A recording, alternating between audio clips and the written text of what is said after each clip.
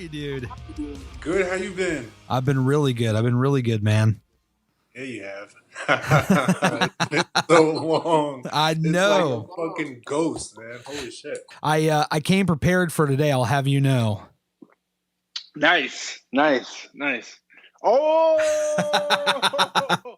oh man, dude. Gosh. It's old. It's like 19 years old. I feel really old now. That's fucking amazing. I have none of that stuff. Actually, I'm lying. I have one orange hoodie of ours, but like, as far as clothing goes, I remember I actually was digging up some old photos, and I remember you used to have this red and yellow shirt. It was like a red with a yellow text on it. It had this logo on it. It's pretty nice. Yeah, that's way. That's before my time. A place right now. Yeah, that's actually before my time. I came in around. This would have been, I want to say, May or June of 2000. You guys were playing a show in College Park at St. Andrews, which was locally here one of the best places to see a show. Jamie Arthurs used to run those shows. Jamie Arthurs was our manager. Yeah, he was. And this was a show. It was Goaty Hook, Stave Saker, you guys, and Stave Saker. Yeah, dude. Whoa. I got to tell you though, I was my cousin Larry, as you remember, he was the one that kind of got me into this quote unquote scene of music. Yeah, I love that guy. And he told me, let's go to this show. Let's just go check it out. Cause he was a big Goaty Hook guy at the time. And I think they were actually from Virginia, if I remember correctly. And I remember that name, Goaty Hook. Yeah. They were, I want to say they were based out of Fairfax. I could be wrong on that, but I had a keyboarding class with Seth from Over It. And he said, dude, I'm going to this show himself. Ghoul. Mm-hmm. Yes. And he says to me, there's this band playing tonight. They're called the Stryder. And you must see them. Like, make sure you get there early to see them. And I took those words to heart because anytime he recommended anything to me, I was all in. I was all ears. And so we went to the show and we saw you guys play, and it just blew me away. Wow. I was hooked. I was hooked. But that's awesome. What I didn't know, what I would find out later in my fandom, was that you were actually in a band before the Stryder called Yearly.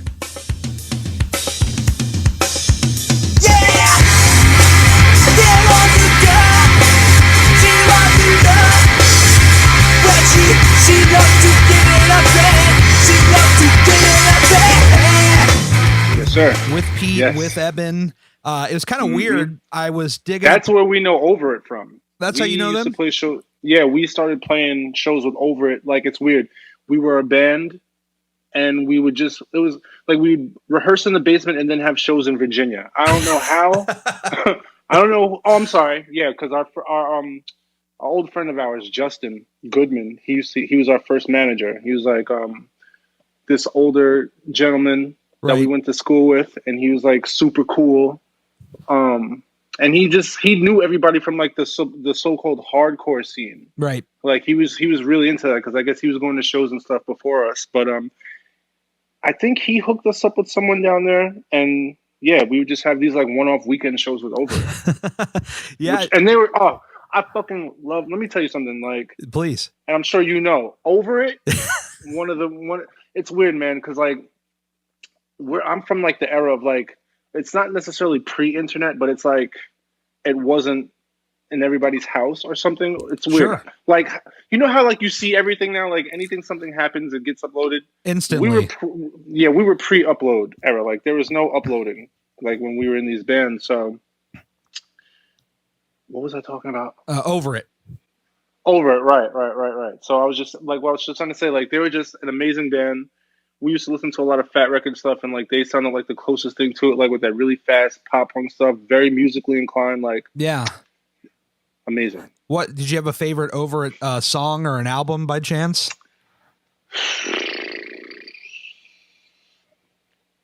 Here's the thing with Over It. Yeah. I think the Stryder had already broken up by the time they started releasing albums. They had like one full length in 2000 that they toured on, but they didn't put out their next full length until like 02 and 03. So yeah, around that time. Yeah, around that time. So I did have some favorite Over It songs, but I probably haven't listened to Over It since then. You know what I mean? It's Oh, like yeah, I all get that you. stuff is just like compartmentalized. Like you, like looking at that hoodie, talking about Larry and Seth. Like Yeah, way back. I gotta like dig this shit out. You know what I mean? Like it's fucking Let's- amazing. Let's dig it out, man. Whatever you want to dig out, we'll Yeah. dig. I'll start riffing on some stuff, and you let me know. Rip away. I remember that time, but I would later find out that you were in Yearly, and I on Yeah. YouTube, somebody has got Yearly's last show ever on YouTube. Whoa. Yeah, so I found this video. Yearly's. Okay, I gotta find that. Okay, I'll send you a link. Because I know what show you're talking about. I used to have a VHS of that. Yeah, And like an idiot, I lent it to someone, and maybe they it's gone. uploaded So it. Maybe they put it up on maybe YouTube. they did. But I know exactly what show you're talking about. Yeah. What I was fascinated to find out as I was watching this, it was about 35 minutes roughly. I heard some early version of Captain Obvious in there somewhere, and White Spiders in there somewhere. Yep. So was that stuff you guys were kind of working on towards the end of the band, or did that come even earlier? So with White Spiders, parts and pieces of that song goes to have been prior to Yearly. Oh, okay. So there's more. There's more than I don't even know. Yeah. Because me, Peter, we used to be in a band called it's either Catch 22 or Cake Museum, but it's the same thing. But Right. with this kid named Chris Glover, and that band broke up. He went on to go do he's known as Penguin Prison now. I don't know if you ever heard of Penguin Prison, but I have not. super cool. Yeah. He's like his own scene. And Chris Glover was like this super talented kid. He was on Star Search. Wow. I forget who he lost to. It was somebody like pretty famous. I think you might know. Maybe Christina Aguilera or something like that. But anyways, Wow. that band broke up. He went to go do his own thing. He got signed to like Interscope, and so then me and Peter, we formed Yearly with our friend Eben from Seacliff. Right. And it's so weird because like at some point or other, bands just started like sharing members. Like Yeah. it's really like crazy. Like a lot of bands that you would never even think of like have like history together. Like what is it, 7 Degrees of Separation? Yeah. Is like insane. It's fucking insane. But like, yeah, Eben got plucked by Saves the Day. Yeah. And those were the songs that we were working on as Yearly. Wow. So yeah, just watching that video, it was interesting to see, coming from a Saves the Day fan, seeing Eben singing. Like that's not something I was used to seeing. Dude, you see, it's so funny. Yeah, Eben is like I've now, since I really think about it, like I've really been blessed to been like from like when I first started to wanting to be, playing in bands. Yep. I've been blessed with playing like the top of like the top of like musicians, and Eben was this kid that Peter introduced me to. That was from a town over called Seacliff, and he was just like this kid who just knew how to play the bass like I've never seen anybody play. You know what I mean? Like, oh yeah, he's scary, but he's like self-taught. You know what I mean? Like, those are the most dangerous people, Scotty. Those are the most dangerous. Yeah. Tell me about it. But yeah, Eben was a singer and a bass player, and he's one of the goats. Eben is a goat, a true goat. He is a goat, that's for sure. What have you still keep up with him? What's he up to? I do. I believe Eben is a producer. Oh, nice. He produces like a lot of dope shit. Like I think like in the dances / hip hop / that world. Like I think like and forgive me if I'm wrong, but I think that's what he's doing. And he's doing all right. He's still sick. Nick from Over It is doing like producing and songwriting. I hear he's doing really well with that. Wow. Yeah, Nick, one of the dopest guitar players ever. No doubt. Again, going back to what I just said, like I've been blessed with like from like being in like my early bands, like being able to go to Virginia and running into a band like Over It, and like being like, whoa, you know what I mean? Like just top notch class A musicians, like really cool shit. Oh, no doubt. So Yearly breaking up, was that purely because Eben was going to Saves the Day? Yes. Okay. Because we're only a 3-piece. Yep. And it was weird. So like Yearly, It was more, we were into like not into, but like I guess you would say like we were into like we were put into like the emo kind of scene when that was kind of emerging like in its second wave or so. Yep. In Long Island. And so a lot of our shows, like our early shows, were like we played like Promise Ring, Hot Water Music. Oh yeah. A couple of our first shows were with Saves the Day. That's where like we had that relationship. Yep. So yeah. Nice. And how long were you guys together up until you broke up? Yearly, I want to say was a band for maybe 2 years, if that. Oh, okay. Because it happened really fast. Because like that band that I was in with Chris and Peter, that broke up, and then I ended up meeting Eben through Peter, and we hung out a bunch, and then we started jamming, and then we just started getting shows. Right. Like I remember, like the transition from jamming to shows is just a blur. It was just like we got together, and then we started playing shows with all these crazy bands. I don't know if you ever heard of a band called Rookie Lot. Oh They're yeah. They're They were from on the Long Island. split with you guys. That's brand new. Yep. You see what I'm saying? And those were like our boys. Actually, Yearly's first show was in the backyard of a girl Peter used to date from Levittown. That's where all those guys are from, Rookie Lot and Brand New. They're all from like the Levittown, Merrick area. Right. Our first show was in her backyard Wow. with them. And that's how we all met each other. And then we ended up doing that split, like you just said. And then we started, yeah. And I'm probably getting even a little bit ahead of myself, but when did you and Pete meet up? Oh, God. Well, me and Peter literally, like, let's say if you lived here. Yep. And I lived, like, Peter lived down the street from me. So we grew up with each other pretty much. I used to live, like, it's weird. They're not projects, you know what I mean? But, like, I used to live on that side, and then we moved from there. And I ended up going down the hill and seeing a bunch of kids, and I knew one kid named JJ because he had family from where I was from. And I remember taking Peter's ball, and I think his mom yelled at me or something like that. But then we ended up becoming friends, and then the rest, as you say, is history. Like he had a drum set in his basement. It was made of paper, and I remember his dad bought him a Gibson guitar. Can you imagine a Gibson guitar? He got a Gibson guitar at like 10. Damn, those things aren't cheap either. No, not at all. I was an Epiphone guy, for the record. Exactly. Yeah. Exactly. Yeah, and it was huge on him, but he looked so cool with it. And I remember I was always fascinated with the drums, and so that's it. Like we just started banging, and he would just be strumming. And then another memory, a former boyfriend of his mom's had a place, I forget where it was, but he had a drum set in the basement. Right. And that, like, we just got in that fucking basement. I'm just whamming, and him and his sister are singing. And yeah, me and Peter, like, Peter's like technically my oldest friend. Like, no kidding. We grew up together. Yeah, we grew up together. Was this the same white Gibson that he would go on to play at the shows I'd see? Yeah. No kidding. Yeah, wow, exactly. That thing's got history. Yeah. That red strap. It's got super history with that red clip-on strap. You're exactly right. Mm. Weird story. Peter lost that guitar in Virginia. No shit. It sat in a kitchen in Virginia for a year. And we ended up getting back down there as the Stryder. I think he lost it in Yearly. Yearly broke up. We blah blah blah. But yeah, we got back down there, and the people still had it, and was like, "We remember you. Here's the guitar." And it was, it was crazy. Funny side, yeah. They had that guitar for like a year. Get out. That's crazy. He got like really lucky too. Lucky is not the word. Yeah.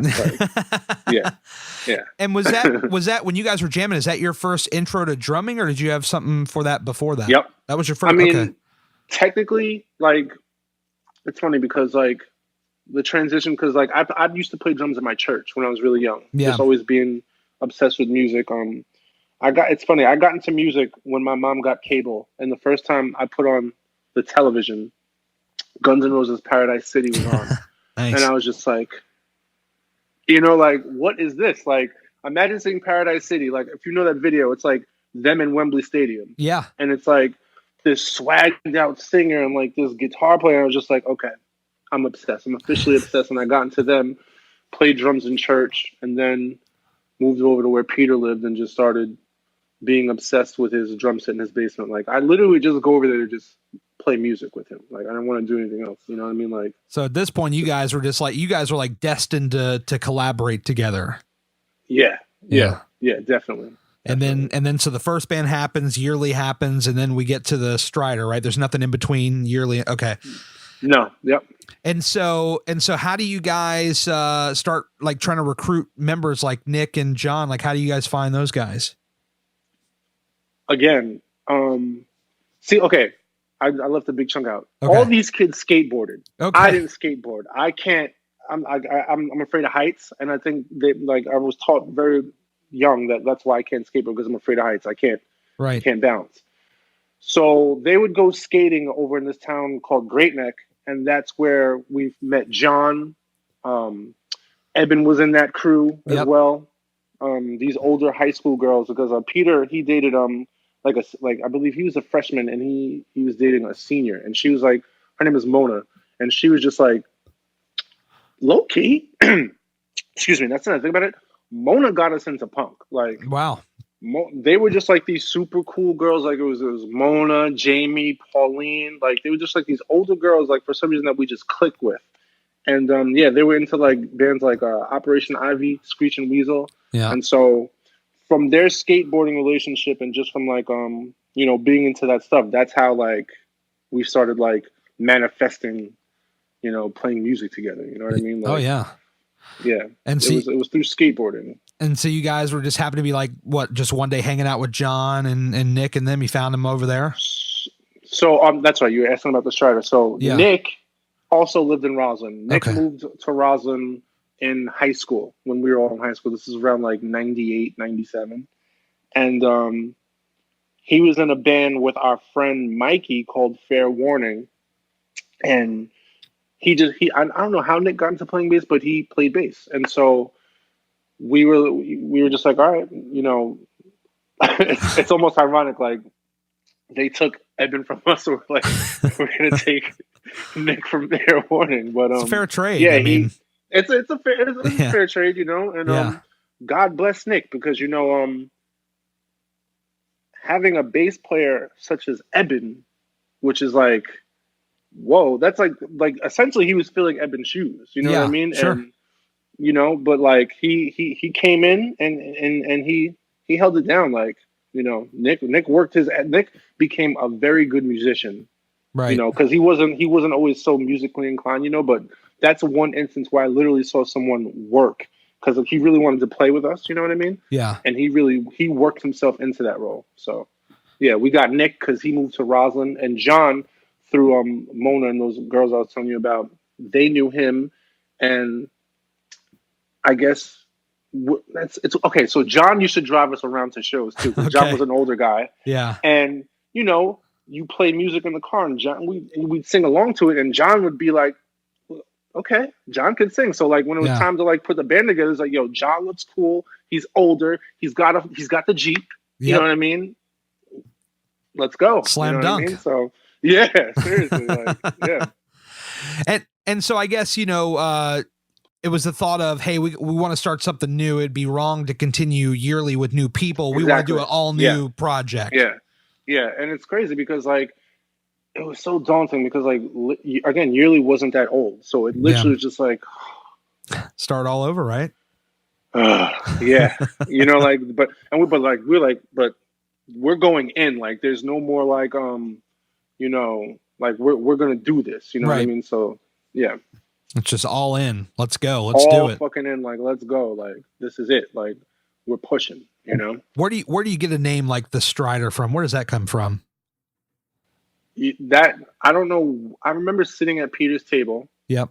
Deciding that we're going to do this, and Peter had a bunch of different names, but that was a name he came up with, and I was like, done. It sounds cool. It was first called Stryder, right? But there was another band, a Christian metal band, that had that name, and we had to put the in front of it.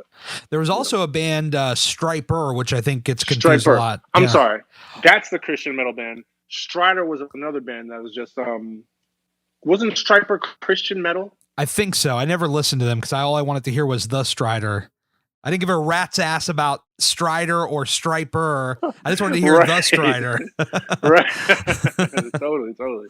Yeah. But when you type Stryder into Apple Music, the 2 records that you guys put out come up, and then there's this other one. It's like a white cover and it's just Stryder. So they have them like lumped in together.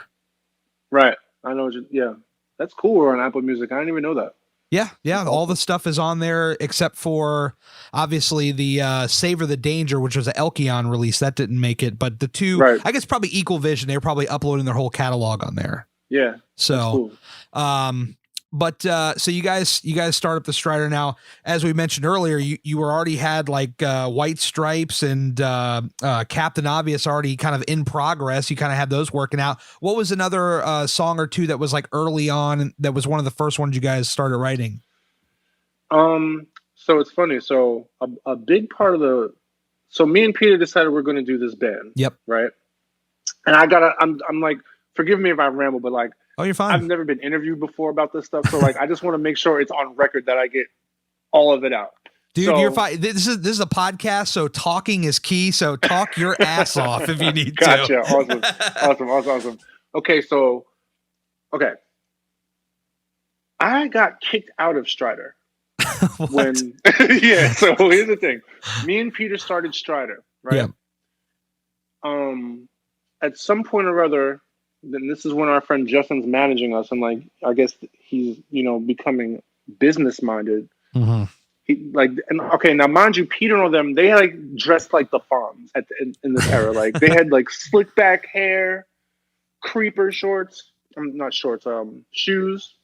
And I dressed like, a rapper. Yeah. So Justin was like, Scottie doesn't really fit the image of the band. Like if we're going to like really become like, a thing, we all have to be like unified. So like, I wasn't necessarily kicked out, but I was like, hey, we're going to go play with like this other drummer. Yeah. So I'm like, okay. So they do that. In the meantime, I just start writing songs. I'm like, okay, like, I wish, like, if you guys really think like you can, do better without me, by all means, but I'm just going to be writing in the meantime. So they tried out some other kid, it didn't work. I come back in and I show them this song. It's weird, like, because again, we come from like this kind of emo-ish hardcore background. So it was like,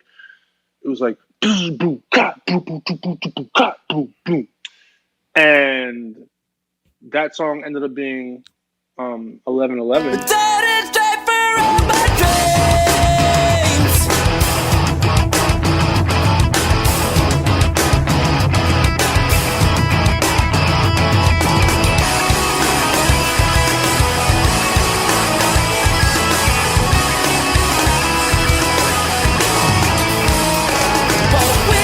I wrote 1111 as was like Stryder. It might be Stryder's first song, and that song actually like got me back into the band. It's weird because even though I was X and not being in the band, like we still all hung out. So like we would like I remember one time we were out in Huntington and I was playing like the acoustic guitar. I was playing my friend Dan's acoustic guitar, and I was just like doom doo doo doo doo like just totally just noodling around. But like it was like like. That can be cool if like, put together. And so that was Stryder's first song. Like, that I wrote. Yeah. And that's a song that was very prominent for you guys as we get, I know we'll get to this later, but like when the record came out, that was like the first one that EVR pushed. That was on the sampler. It was on the sampler with a different recording. Yes. It sounded way better. That was weird. I'd see, that's the thing. I liked the EVR sampler recording. But what I didn't like was that this guy, Ray Martin, who ended up doing our last album, he did that song and he triggered my snare drum. Because back in the day, I was just obsessed with high pitched snares. Yes. Like when I was in Yearly, I was obsessed with piccolo snares. Don't ask me why. Maybe it was because Snapcase was one of my favorite bands, and I remember he had a high pitched snare. I just love the way it sounded. So I can still hear it in my ears, Scotty, by the way. Yeah. Like pop, just pop, obsessed. Pop. Right. Yeah. And I recorded that song with a high pitched snare, and he fucking detuned it because like me and him would just butt heads about like what sounds good or whatever. So yeah. I hated that, but I love that recording of it. But just I cringe because that's just like, ugh. Yeah, That's well, not my sniff. Well, I guess I mean, when I listen to Masquerade, and again, I know I'm jumping ahead a little bit, but when I listen to Masquerade, like it was recorded with Brian McTernan, who's like a legend in the scene. It's a great fucking record. I mean, can I just tell you how magical that was? Okay, so tell me. I'm in high school when we did that. Yeah. I think he might have a different studio, but back in the day, he had a house studio. So the band would like stay like upstairs, and the studio was in the basement. So I had to take off 2 weeks of high school to go to DC, record the drums. It was just me and Nick. We did the drums, and we did like maybe a couple scratch guitars, and then I had to go back to school.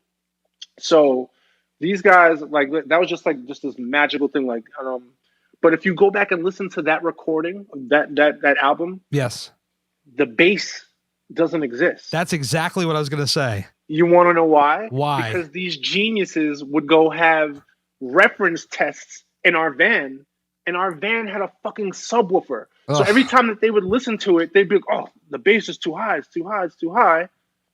Not realizing that it's the subwoofer making that. So they would go back down, turn the bass down, and now, I wasn't there for mixing, so. So what we need to do is we need to find that old ass van and go listen to that and get a proper listen of it. Is that what you're telling me? Get a proper listen. Listen to that album with a subwoofer, and you'll get the bass out of it. But yeah, it's just guitar, drums, and vocals for the most part. Very MIDI guitars too. Oh my goodness! Very mid-rangey. It's a fucking hell of a record though. I mean, it was fun. It's unlike anything I had ever heard, because at this time, this was, for me personally, this was the time I was getting into the scene. So this music is stuff I had never fucking heard. I heard like the local rock radio station with fucking Sublime and Pearl Jam and 311 and all that shit. Not that it's terrible, but hearing this, like hearing Saves the Day and Over It and Stryder, River City High, Hot Rod Circuit, all these, I could go on and on. It's a completely different thing. Hot Rod Circuit. Holy shit. Yeah. No, because like those, I played like some of my first shows with that band consecutively. Like Hot Rod Circuit was like the bros. Like, wow. I just had, talk about having like not saying certain names in like decades. Like that's damn near 20 years. I haven't said the name Hot Rod Circuit. Wow, I feel old every time I hear that 20 word. I feel really old. You gotta understand, I was in high school. Yeah, like I same was here. Like when the Stryder broke up, we broke up in 2003. Yep. I was 22, 23. Yeah. So it was like from 17 to 23 of like the most magical time that you can ever imagine. You know what I mean? Oh, like, definitely. Crazy. I remember when I attended one of your first shows, that's when I picked up the Hits Keep Coming 7-inch with Onward Christian Soldier. Oh, you got it tight, you got it right, now I got it wrong. White Spiders.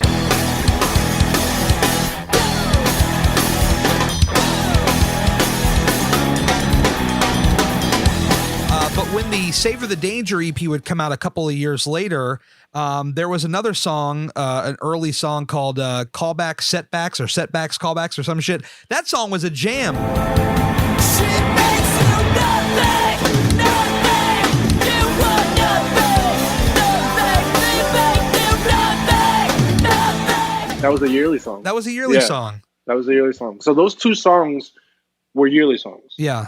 Like you can almost say like those are like the last two songs Yearly wrote. I love that Callback Setbacks though. I because the only release it ever got was on that EP. Was that just something that because I guess those three songs all together though, none of them made like Masquerade. Did you guys just feel like you had better stuff in the can that you wanted to put out ahead of it, or? It's weird. Well, the Elkions who put out the Savor the Danger with those two songs. That's our friend Maddie. Yeah. And, we met Maddie through that kid Justin who used to book us, and he was based out of Michigan, so we would always stay with him. He worked at a pizza place, and so after every show, we'd go to the pizza place. He'd make us all this fucking pizza, and then we just go home. And so, like it's again like talking about the magic back then. Like there were just like these certain figures like placed in different states that like were key, into like, so like, yeah, he didn't, he had a record label because he also put out a band called Few and Far Between. Oh which my were our friends God. from there. I love that band. Yeah, like again, we used to play a lot of shows with those dudes because like we met them and just like really broed out with them and like super chill. And yeah, he put that out. Our friend Maddie from Michigan. Yeah, there's some demos. There's some demos on there too. Let me pull it up real quick. Just the track listing here. Let's see the Stryder. So yeah, Savor the Danger. There's demo versions of My Plastic You, 1111, King of Coronas, and Breathe.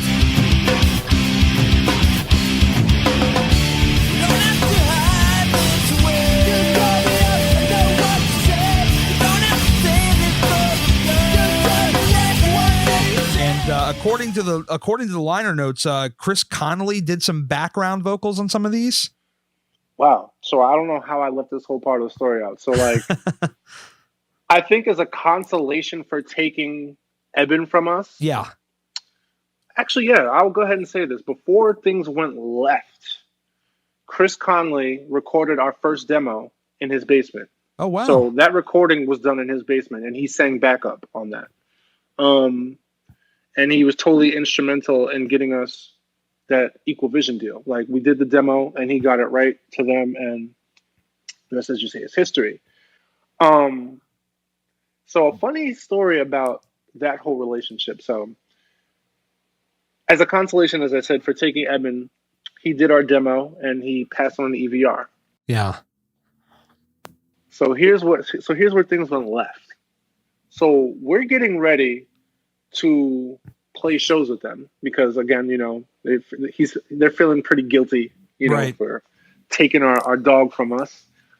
And so our old friend Justin on IM sends an IM that goes, because mind you, like we're still bitter. Like yeah. we're like okay, like, you know, like because you understand like that scene and that whole shit is like super competitive. It's like I want to relate it to like sports teams. Like it's just as competitive. Like I'll never forget. We're hanging out. I'm gonna tell it all. So okay. I don't give a fuck because like this shit is real. We're hanging out at Chris Conley's house, and this is years. This is like damn near 20 years ago. And they get a call because there was another band called Kid Dynamite at the time who was also big in Jersey. They were remnants of the band Lifetime. Pretty much it was Lifetime with a different singer. Right. And they were pretty big at the time. They were doing their thing. And Save the Day played a lot of shows with them. That's why Save the Day was big. They used to open up for them. And one of the dudes from Kid Dynamite calls up Chris and is like, yo, we're about to break up. And so Chris is like, oh man, like, damn, that sucks. Puts down the phone and is like, yes. Why? Because at the time they were like the big band. Yeah. So what I took from witnessing him put down the phone going to us like, yes, it's like, okay, like they know like the torch is essentially being passed. Like they're about to like ascend. Yep. All good. So that was just to show you like, you know, how competitive it was. So yeah. Justin sends an IM to me in our bitter, but okay, we'll let you kind of make up for what you just did to us state. He goes, after this tour, we're going to be done with them. Like, we're going to go our separate way, and we're just going to blow up. And he sends it to Brian Newman, their drummer at the time, because I guess in a separate thing, he's talking to him about whatever. Yeah. So how does he cover that up? He goes, oh no, I meant to send that to Scottie. Remember that part where I told you I got kicked out of Stryder? Yeah. I forgot. This is why. Okay. So he covers up his tracks. He goes, I meant to send that to Scottie. So in Brian's mind, it's Justin and Scottie plotting and scheming, talking this shit. I had no idea Justin was going to say this. It never got to me. Yeah. It came. He comes from his house because he lived up the hill from us, like in not too far. He rushes down to Peter's house and is like, "Oh my God, I fucked up." So that happens. Sage is like, "Fuck them," and yeah. So how does my band react? Because you know, like this is like at a pivotal moment. Like we just get signed to EVR. Yep. We like all this shit. So they're like, well, we love you guys, but we don't trust that kid Scottie. Right. So it comes back to me. It's like, yo, like, man, like, you know, like everybody's willing to work with us. But like, you know, I'm like, yo, that's not my fault. Da, da, da, da. Like, you know, like, I didn't know he was going to say that. And like, why would you then go say like, oh, I meant to send it to Scottie? Like, you did it. Like, don't, you know what I mean? But like, it was this whole thing. And so they tried to like do damage control and try out this other kid. He wasn't so good. And yeah, I had already did that song 1111. Like we had a whole bunch of other songs, but like, yeah, that's where Stryder and Saves the Day went left, because it was actually on pace for it to be like this whole new, like, and forgive me for even, I'm just using this as an analogy, but it was like the relationship of like the Beatles and the Stones. Like, yeah, Saves the Day were the Beatles, you know what I mean? Like they had that very impactful first album, Can't Slow Down. Oh yeah. And then when they're about to do that second one is when they took Eben and went and did that. And so we were doing our thing, but then like once that happened, and this was found out years after the fact, they essentially blackballed us pretty much. So yeah, so like it was funny, like, you know, they would like, you know, like all the bands play all the same clubs. Oh yeah. So let's say if they played the week before, they'd be like, yo, like, you know, we'll totally come work with you guys, but like don't fuck with that band, the Stryder. You know what I mean? So like, damn, yo, it was like, you know what I mean? That's some like, serious shit right there. Serious, like it's crazy. But then like that ended up even getting smoothed over. You know what I mean? Because like I don't know how or why. Because that kid Brian, who used to be their drummer, he ended up leaving. And then I think that's what helped that. And my, you know, past relationship with Eben, which was so weird because it's like, it was so funny to watch Eben pretend that he didn't like me. You know what I mean? It's like, you know how when you see someone, but like, you know, you're in a fight and you're like, oh, I just want to go in there and hug him. Like, I can't because like, this stupid thing. Like, it was crazy. But like, yeah, there's like, like rehashing all this shit. There was really deep history like between all this. But like, that's one of the reasons why the Stryder kind of gave up, because like, if you listen to that song called Epitaph,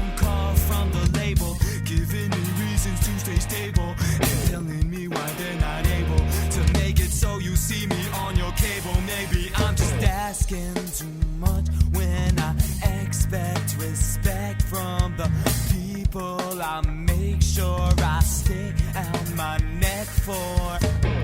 The heat just beats us down much more each day. The shows won't pay. Say what you got to say. You're too late, cause they won't book us anyway. If you listen to those lyrics, like he talks about you know, like places not wanting to book us, and like we get to a place and they'd be like, oh, you're on the bill? We didn't know you guys were playing. Like imagine driving 10 hours somewhere and they're like, oh, even though we know like we're supposed to be playing, why would we be driving here? Like, oh, okay, I guess we'll let you play, but like don't expect like to get paid or anything. Or like, dude, Spartan times back then. But like, yeah, it was rough. But not always, because you know what I mean? Because then like we would have like certain areas like where you were from. I always thought you were from Maryland, because I remember I thought St. Andrews was like in Silver Spring. College Park. College Park. Yep. I thought that's where you guys were from. Are you from Virginia? Yeah, that was like an hour train ride for us on the metro, but worth it. Yeah, that's what I remember seeing. That's what I remember. That's my first recollection of you at St. Andrew's Church. Definitely. Yep, that's where we met up. And then I think the reason that I guess you started to get kind of like a closer connection with us was because I was actually in California.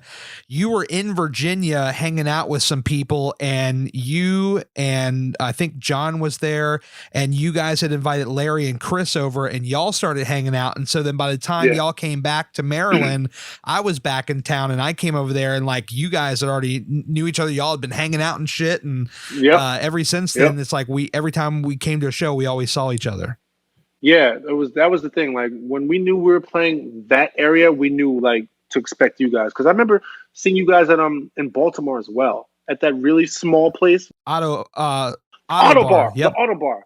Oh, and you guys played the Sidebar too. There was Sidebar and Auto Bar. Sidebar and Auto Bar. Yes, but yeah, I remember seeing you guys there too. Like that was like we always had like a region of certain friends that like, okay, we'll be cool because like, these guys are coming. Anytime you guys were booked, we were there. The only time that I was not there, the guys actually ditched me. You'll laugh about this. So I was playing a solo acoustic show at a coffee shop, my first solo gig like ever. And it happened to be booked that weekend. And you guys were on like some weekend thing with some EVR bands. I think, this would have been May of 01. It's when you guys were the 5-piece. And I missed out on that. I remember missing out on when that. John was still in the band. Yep, when John was still in the band, and we had Durijah. Yep. So that had to have been. It was like May of 2001. Was it like that EVR showcase? Yeah, that's what it had to. It was a bunch of it was. Remember like the Hope Conspiracy. Yeah. I don't know. American was Nightmare Fairweather there? What American Nightmare? Yeah, Fairweather was definitely there. Yeah, Fairweather, and that's about. I'm sure there were a bunch of other bands, but I remember like those were like our bros. Converge, who didn't like us. Why didn't they like you? So apparently, because we used to play with those guys in Boston, and we played a show with Converge and this other band called what's that fucking band? I don't know. They're from Boston, and the guitar player and singer, he was a really prolific guitar player and singer, and they were like they became really like metally. Fuck. Yeah, it's not coming to me immediately. His name is Jacob. The singer's name was singer guitar player. His name was like. People listening are screaming at their cars and their phones right now. It's this band, duh. But yeah, his guitar got stolen. Yeah, and for some reason it got back to him that we stole it. Oh shit! So, which wasn't true, but so like that, like they just didn't like us for some reason because they thought we stole their friend's guitar. Right. Yeah. So let me get back in the timeline here. So, Masquerade. I'm everywhere. I'm sorry. No. This is fine. But if I jump all around, I know I'll forget some shit, and I want to make sure we get everything here. Yeah, totally.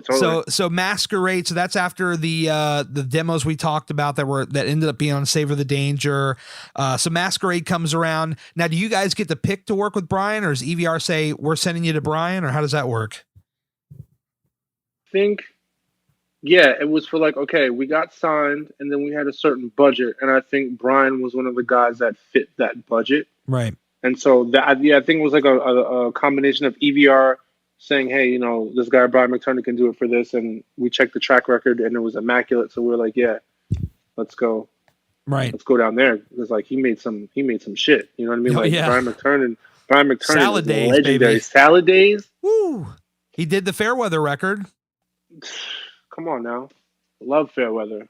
I remember there was a reunion show, Fairweather 2011. They came back and did a show in DC. They put out a whole new record even, and they just fucking tore it up, man. They're so lucky. Like that's funny. Like I really wanted to do a reunion, but not everybody was with it. But like I'm a big reunion guy. Like, yes, because it's not even about like, going out and like playing shows. I just love playing music with those cats. Like I'm just a music junkie. Like, yeah, they're like, as you know, because you've played in bands as well. Like there's nothing, it's hard to explain that magic of just being on the same page as a musician in a band with like other people. You know what I mean? Oh yeah. It's insane. So like that's what I miss the most. Just going at it with my friends, you know what I mean? Well, we need to make this shit go viral and get enough fan interest, and then like you start calling up people like, hey, these guys are talking about this interview. I think they want to see like at least one more show, right? Maybe. Hey, listen. Again, I'm one of the guys that's with it. You know what I mean? Yep. So it wouldn't even take a bunch of people. Like if my friends were like, "Yo, let's play," like I'm in. So yeah. Even definitely. Y'all do it in New York, which is probably I would imagine where you would do it. My ass is up there. I don't give a fuck. Like, yeah, I wonder where we would do it because I moved to Florida a couple of years ago. I'm actually in Florida right now. No kidding. Yeah. But I think we would do it in New York. But that's the thing. The funny thing is, if we were to like do it for the sake of doing like a big show, it would have to be in like College Park or something, because like those are that's where we played our biggest shows. Like that's where like we had like the most fans. Like Stryder was a strictly East Coast band. Yeah. You know what I mean? Like we did I-95 a bunch of times. Like We were an East Coast then. I think if we can drag up Over It from the Dead and get you guys in Fairweather from the Dead. Now they played as late as 3 years ago, so maybe they'll go for it. But Over It played 3 years ago? No, Fairweather did. Fairweather, okay. Yeah. Yeah. Over It, I would love to see those guys back too. Yeah. Yeah. I love Over It. Did you ever see any of the stuff they did when they were a 5-piece? I did. It's funny. We went to their show, and then they knew a mutual friend of this girl Peter was dating. So there was this connection. I remember she was like, "Yeah, look, my friend Over It is playing like at the Knitting Factory." Like, you know Over It, like, so like we had like this like semi like me. I remember me and Peter had this like semi reunion with them, and like after the show at the friend's house, and it was like so cool. It was like, yeah, it's just like. We're looking at them like, do they really know like how far we go back? You know what I mean? Like, yeah, way far back. I did see Over It as a 5-piece. Yeah, yeah, they were good. I think they were definitely gone before their time, but it's just a thing of, you know, the scene. You know, things just happen. Life happens. Life happens. What are you gonna do? Yeah. But so Masquerade, you're recording this record. How many songs did you record everything that ended up on the record? Did you have anything extra left over, or? Yeah, we literally said we're going to do 10 songs. Okay. And I believe there's 10 songs on that album. Yes. Yeah. Double check. I just remember we're doing, it might be 13 on that album and 10 on the other album. I'm sorry, 12. There's 12. 12. Yeah. So yeah, we were like, we're going to do 12 and that's it. So yeah, pretty much everything we wrote is on there. Yeah, there was nothing left on the Conley foot. I know what it's like when you write music. It's hard to pick favorites because you feel like all of your children, but is there anything on this record that really sticks out like a sore thumb that like, man, I fucking love this song? It's funny. The one song that me and Peter, we always agreed that this was like our favorite song to play. It wasn't necessarily a so-called popular song from that album, but it was called I don't remember the name of the song, but I can remember it's like that song that goes do do do do do do do do. One step behind. Yeah. Like yeah. That's my favorite song from that album. Passwords? Passwords, yes. Ran away with the passwords. And now the fuck does this thing work? When ties are knots in my stomach, you twist the time around my throat. She ties the ropes around my throat. There it is. That's my favorite song from that album. I love playing that song. That's from that Chris Glover and Peter band that parts of that song is. But yeah. I always like the intro in Got You Last. Got the boom boom.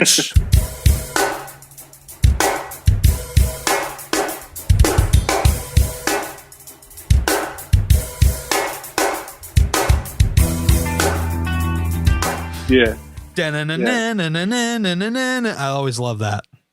It's funny, man. I guess that's just from coming from like a 3-piece, but like the drums are really forefront in that early stuff. Like I remember like a lot of that stuff was written around like the drums and guitar of just really just me and Peter just bouncing shit off each other. Or sometimes, you know, me being a drummer who knew how to play guitar, like we had that luxury. Like if I wrote something, like I know how the drums are gonna go. You know what I mean? Right. And when you guys finished up with this thing, like, or actually before that, any songs that took like longer than others, or anything that was kind of written while you were in the studio, or anything like that?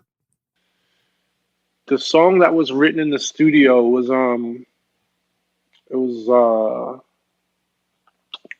we're dancing. Sexy Black Train, is that the one? No, not Sexy Black Train. The Skyline. Is it New York Woman? Yes. We're dancing, we're laughing, we're singing songs. The skyline is glowing, it turns her on. My body is burning on her skin. My New York woman. Yeah, we wrote that song at Salad Days.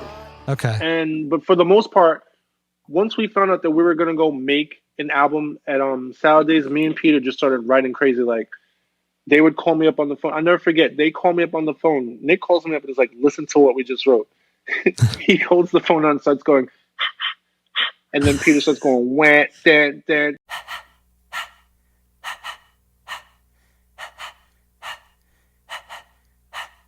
Can you feel me breathing on your skin? Whisper on your neck. Can you feel it rolling from your chin? Right down to your breast. Can you feel my eyelashes? I'm like, because mind you, we were like, heavy. Like, we come from like a ska background. Yeah. We were heavy into the Police, like a whole bunch of reggae. So like, that's where that stuff comes from. And like, I was like, whoa. And Intoxicated. Yeah, Intoxicated. So once we found out that like, we got signed, like we're gonna go do this album, I just remember we were just like writing like ideas and then putting it together, and then So that all that shit was like written with like in like a month.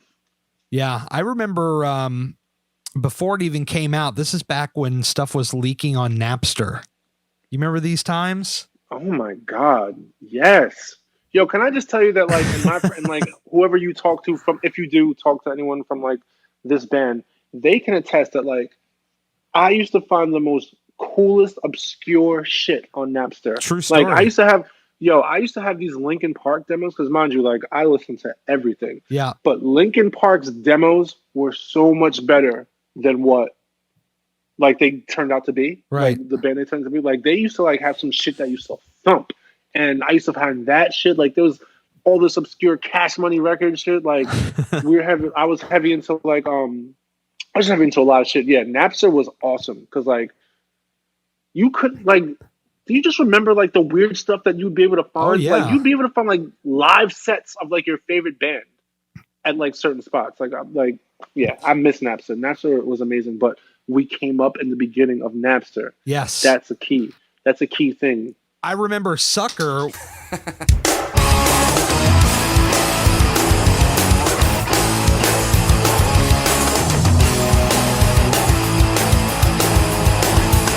Was for some reason labeled Flazer in Napster. Now is that somebody just naming stuff, or did it have an earlier title? It's funny. So, and I'm allowed to say this because I'm engaged, but like I'm talking about like history. Yes. There used to we met this tall girl and the tall blonde girl at this Some Records party back in the day, because this is when we were trying to like shop our shit to everybody. Yeah. But we're hanging out at this place and her screen name was Phaser Girl. Okay. And so I wrote this song called Phaser, which they misspelled and uploaded it as Flazer. We played that song at our first show, and Chris and I and Larry were in our first band, Gatewood.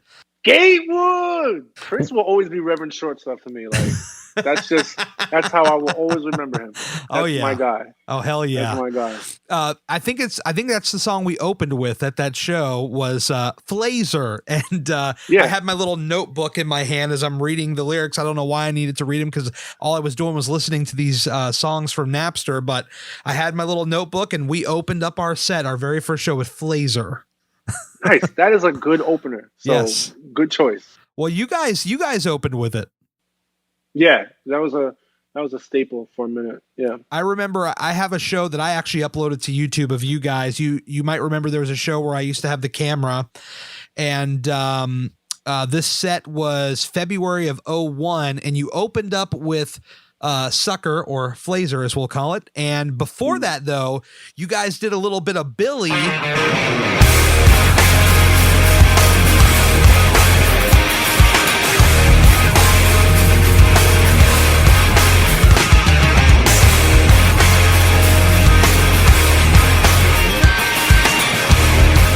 It was in those early stages, then you go right into it. Mm-hmm. Yeah, I remember we used to do the intro to that. Yep. That was because we're demoing that stuff, And then that song was a fucking banger, man. Jesus Christ. thank you. You know what? As far as like my favorite song as a whole, that's my favorite song. Okay. From that band. That is my favorite song from that band. Man. Billy. Yeah. Yeah. So that was that summer of 2000 though, the first summer that I seen you guys. That I think the record came out in like, I want to say like September, October. Does that sound about right? Came out later in that year. Yeah. Yeah. Because that was 01. Was that 01? Well, Masquerade would have come out, I want to say like September of 2000, and then we saw you guys again February of 01. Right, and I think that album, Jungle City, came out that year, right? 2002 is when Jungle City came. Oh, right. So yeah, because September 11th happened when we were on tour. Okay. September 11th is a big factor as far as to why that band imploded. I want to, I guess, use the right word. Okay. What happened? Because, well, you know, that show you mentioned where we did that intro. Yep. We were demoing those songs. Then we started working on those songs, and then we realized that we were trying to, you know, go a little different direction musically, and so me and Peter were like, you know, since we're writing this stuff, and you know, I think at that time, like, I don't know, we were burnt out as that unit. Yep. And so we're like, to give more backstory, there's another band, a big band from Long Island called Glassjaw that I was obsessed with, and still to this very day that I'm obsessed with. Many people obsessed with Glassjaw. yeah. So it's weird because it's like when you really focus on something, you really do manifest it. So like, I'll never forget first seeing them. There was this band called Sound Majority, another staple band from Long Island, influential, and Glassjaw. I saw them for my first time at Eben's High School. It was so dope. Like Sound Majority played on one side, and then as soon as they were done, you turn around and Glassjaw set just starts. And I was just like, I think that might have been like my first show in like the so-called scene. Yeah. And I'm looking at this dude, Beck. He's playing drums at the time, and his swag, like what he's doing, I'm just like, hi, like what is this? And so I was just obsessed to the point where like I learned all their songs on guitar. Like that band, like learning their songs on guitar is like a reason why like I was like, you know, able to play guitar later. But I ended up playing a show as Glassjaw's drummer. Wow. Because what's crazy, again, this goes back to the plucking. Their drummer at the time, Stefan, quit them to go play in this other band called the name will come back to him, but they were signed to Roadrunner at the time. So he was like, you know, I got to get this money. Yeah, yep. So they had a show coming up. It was a December 20th show. I'll never forget this. And we were friends with them because like just through Eben, like their bass player at the time, Ariel, he was from Seacliff, and so like we just, you know, playing in that scene, like we all just became friends. And I remember when I heard that Stefan was gone, I'm like, yo, Daryl, I can play your songs front to back. Let me play. I got you. I want to be in the band. I'm only 16. I'm only 16 at the time, but like they were like high school kids at the same time too. So right. I remember he's like, yo, I'm down, but you got to talk to Beck. So Beck calls me up he used to work at a bowling alley. Calls me up from the bowling alley. It's like, yo, this Scottie? I'm like, yeah. Like he's like, yo, you sure you can do it? Like, don't fucking waste my time. I'm like, yo, I promise. Just give me one shot, coach. And so we rehearsed, and like they're just like shocked. They're like, because they knew like I played drums, but like as far as like being able to like play on that scale, whoa. So I did it, and that me thinking I'm in the band turned into only being a show because when I was only 16, I can't tour.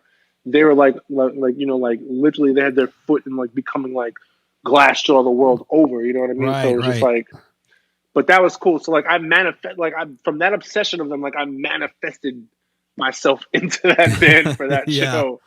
But that what were we talking about? We're going into September 11th. You said there was like a big pivotal moment. Right. So Glassjaw ends up signing a deal with Roadrunner Records. They're demoing. their drummer at the time, after Stefan left, they got a guy named Durijah, Yeah. who I never heard of.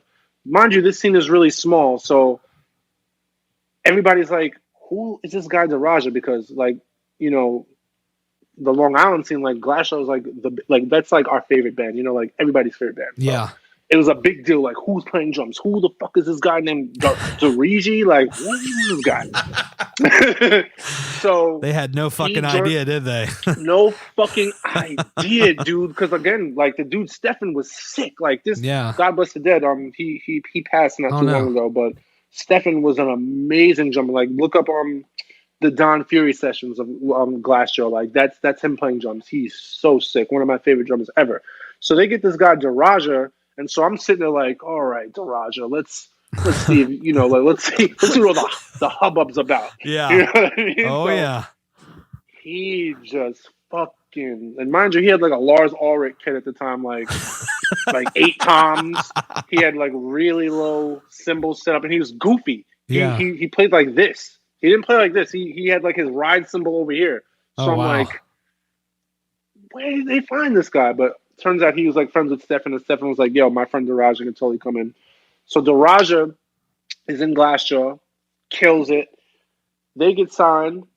They're about to go do their demo, and in that whole demoing process, something happened with like Durijah, where there's like something happened with like him and Ross Robinson, where I think like it was the implementation of a click track. Like I don't like, I just think there was like just something wasn't working in the studio, and so they ended up using Sammy Siegler, and Durijah essentially was replaced by Sammy. Like Sammy came in, and I think he was initially only supposed to do the album, and then when they were done, he was going to rejoin, and you know he was essentially sent home to go back and practice. Right. You see what I'm saying? Because I think like, you know, Durijah also had like some stuff that he was dealing with at the time that like maybe, you know, that was affecting his playing, but that turned from just the recording to like Sammy was a drummer. So I remember when Stryder was changing its tune, no pun intended. I like, because again, me being obsessed with Glassjaw, I used to like, load Durijah's drums in when Glassjaw would play. Like I would Durijah used to come pick me up, and I would be his tech for shows. And like he had a big black Bronco that had like the biggest fucking sound system in it, and like we would just geek out on like Korn. Like I remember me and him got in an argument. About the song "Freak on a Leash." He and this is the argument. He says that the part in that song is harder than the part that's like something takes a. That's my part. Like Right. he says the other part's hard. Like no, that part's harder. But me and Durijah were just band geeks. So like I remember when I found out that he wasn't in Glassjaw anymore and that we wanted to change our style, I'm like, yo, the only person that I will stop playing drums for is if we can get Durijah, because he's a fucking animal. Right. And so I remember I called him up and I was like, yo, bro, like, it's weird. Like, either he called me first or I called him, but I put it out. I said that, and then that somehow got to him. And then he started reaching out to me. We talked. I remember he came over. He learned a couple of songs. And I'll never forget when he sat down and he played my drums at Peter's basement. He, like, I would like to say that, like, I hit pretty hard. Yeah. Not only does Durijah hit hard, but whereas I used to use, like, these really thin, not necessarily thin sticks, but, like, I used, like, a thinner, like, I think I was using, like, 5A or 5B at the time. Right. Durijah used these sticks that were 2Bs. so they're essentially, like, miniature baseball bats that they give out at baseball games, like. And he just, I've never heard drums hit like that before in my life. So I was like, I'm sold. Like, are you guys cool with it? Because I see a fucking musical genius. Yeah. And mind you, Durijah went to Berkeley for jazz guitar. Oh man. And tried to just, he's a wizard. So yeah, we got Durijah, and then we did that album in New York City. Yeah. The summer of like 2000 and so September 11th happened when we were on tour. Is what I'm trying to say. Yeah. We were in We were like 30 miles away from Shanksville, from where that plane went down. Oh yeah, okay. So I'll never forget. I woke up and we played with a band called remember Brett Dieter from Juliana Theory. Juliana Theory. Yeah. What was the band called that he was in before that? Oh fuck. He was in a hardcore band. Zao. Hardcore Christian band. Zao. Yeah. So Zao. the dude that replaced him, Zao, we were staying at his house. Super cool guy. I can't remember his name, but I think he was like one of the first dudes. He was like the guy who replaced him after. So we're staying at his place, and I'll never forget. He runs in, and he's like, "Yo, your fucking city is on fire!" And we're like imagine just being like, so like, what's going on he's now? like, So he puts on the TV, and I'm like, what? So I'm trying to call home. No phone calls are going through. Like there's communications are shut down. So that day was when I was introduced to anxiety. Like I never had anxiety because, mind you, we're from a pre 9/11 world. You see what I'm saying? Oh, like 9/11, pre 9/11, like it was like global Woodstock. Like you know how like you picture the hippies, like peace and love, like that was like that. Now since I think about it, pre 9/11 was like just a way different vibe. So like it went from that to like Vietnam. You know what I mean? Oh yeah. And so that happened. Couldn't get in touch with home. We got in touch with home. Everybody was okay. Then our van that we had ends up just dying. Mind you, we're on tour. Like this is the first tour we're on with Durijah. Right. He had to bring his girlfriend because there was like some weird living situation, but like she had to come. So our first tour with Durijah is essentially with his girlfriend. Disaster. So yeah, that happens like, sometimes. Yeah. So that was a disaster, and then 9/11 happened, and our van died. So it was like bam, bam, bam, bam, and so then we go home, living amongst that whole shit. Oh yeah, and then we ended up writing a book. Like we was just like, then like that whole Patriot wave came out, where it's like, you know, the flags all went up everywhere, and so like now we're writing like these songs, and but yeah, we were like trying to like pretend that didn't happen, and still trying to be a band. And then to try to go out and tour right at that time, like right after that was damn near impossible. So it was like on top of the fact, so you have being semi kind of blackballed. We just got rid of, now when we switched out John. Yes, that's where I was going to go next. Yep. A lot of people went with John. Right. As far as like people who were into our band. I don't know if you watch Curb Your Enthusiasm, but I like to relate it to like when Larry and his wife broke up, and a lot of people chose to go. Like they're like, you know, we met you as a couple, but we're gonna go with Cheryl. You know what I mean? Right. Like when we switched our singer out, people were just like, you know, like not with it. And what was it? Was it just the creative didn't match kind of his style, or was there something else to it, or what was that? No, all that's about? really what it was. It was like, as you know, I started playing guitar, and I also. Well, I was learning to sing at the time. I wouldn't call myself a singer back then. I'm actually a better singer now than I was back then. Well, we heard you on Intoxicated. I remember that. Yeah. Right at the end. I did sing on that. Yeah. So like, yeah, I was always just like, I always had front stage envy. Like, and like, on White Spiders, you were actually on White Spiders as well. Yes. Yeah. Yes, I was. Yes, I was. We always used to love to sing your parts because like we knew when Scottie was coming in, like we'd be in the car riding around, and we knew when your part would come in, and we would belt it out because we loved awesome, hearing man. you, man. If I stole these kisses while whispering, don't say I didn't try. I love you guys too, man. Yeah, man. I was always singing, so like it was just like a thing where like me and Peter like wanted to take charge of our songs. Sure. You know what I mean? So it wasn't like John was doing anything wrong or anything bad. It was literally just like we're going in a different style. Like in order to do that, we need to do this. Like we got Durijah. I'm going to start singing and playing guitar. Peter's going to start singing and playing guitar. Well, and to that point, another video that I found is actually interesting. Remember I told you there was one there was the show, the 5-piece. I didn't make it because I had the show. Well, that same weekend, there was another show that you guys played. I don't remember where it was, but somebody uploaded that video to YouTube. So this was my first time yesterday seeing a video of the 5-piece together. Do you know where that was? Oh, man. Let me see if I can pull it up in my YouTube history real quick. but it was the 5-piece, and I remember hearing John sing some of the new stuff because you guys played Little Electric, you played Billy, Yeah, and I found that to be very interesting. hmm yeah.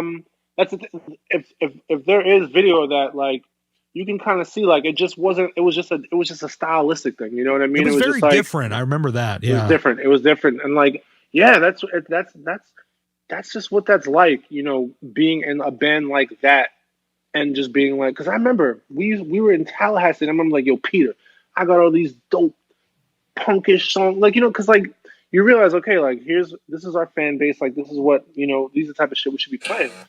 And it was actually Peter who was like, yo, I'm not even trying to do none of that shit no more. Peter like actually like was like, yo, let's switch it up. right. So I was like, and so like, yeah. Yeah, this was May 25th. So this is the same weekend, May 25th, 2001, Club Chrome, South Amboy, New Jersey. Oh, the Hate 516 show. Yep. Yeah, I know what you're talking about. Yeah, I think that's like the only recording of that 5-piece lineup, and I hate it because they film it from Peter's side. Oh yeah. So you can't hear what I'm doing. Like I'm just I'm a big sounds guy. So like you know what I mean? Like part of why again, like why it's so bittersweet for me is like all our recordings that exist in the world, they don't sound so good. You know what I mean? Yeah. Like I remember the shows, like being at those shows, they sounded great, but like the actual recordings of them are just like, it's just like, of course. Don't ever go back and watch the 2 videos that I uploaded because they sound like dog shit. Like y'all played great, No, but they sound like dog shit. I did though, and that's the thing. That's not your fault. That's just like. That's just, you know, that's just how it is. Like nobody knows like to be like, hey, I should be standing here so I can get like the sound. No, you just want to get it. You know what I mean? Like you're not taking account to how it sounds, but like, yeah. Well, I'm into filming stuff now. Like I'm doing vlogs on YouTube and like I'm trying to learn all that stuff now. And I watch this old stuff and I'm like, oh my God, this is bad. Actually, there's a photo that's sitting on my desk here. I'll show you this. Unfortunately, you are not in it, but it does have Peter, me, and Larry in it. Oh, whoa. I still have this. My wife found this. It was in a box somewhere. And she's like, you should just have this on your desk because it represents a time, you know, a special time. Dude, that is a special time. That's a very special time. That was Mount Oak, Maryland. It was a church. This would have been August of 2000, this show. So you guys, Fairweather, Juliana Theory was supposed to play it, but I think their van broke down. River City High was on this show. I don't remember who headlined, but fuck it. It was a great show. It was awesome. Yeah. That was one of our first semi-big tours was with River City High and Juliana Theory. Yeah. Another magical experience because they were demoing.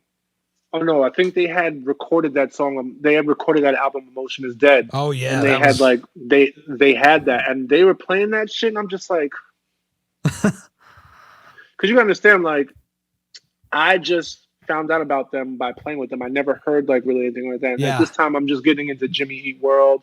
I'm getting into Sensefield. Like, I'm really like going deep that direction. Oh yeah. It was just really cool to be around those dudes and like see like a semi-professional like touring act, and they were so good. Like, yeah, I didn't get to see them on that show, but I did see them in 2001. So that very next year with Movie Life, they played with Movie Life. Yeah, it's a great show. They ended up doing like this really dick thing where like we left our money box somewhere, and they were supposed to like bring it, and they ended up keeping it. Oh Jesus! Yeah.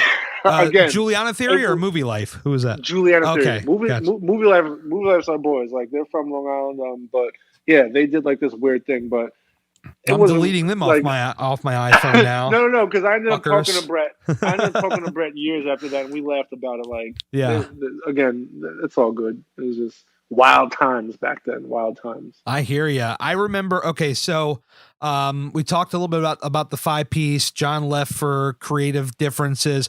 The next time I would see you guys would be in January of 2002, and this was at the Sidebar. I remember the Over It guys were there. I don't remember who you guys were on that show with, but this was the first time we got to hear the new music. And you guys opened with This Is the Time.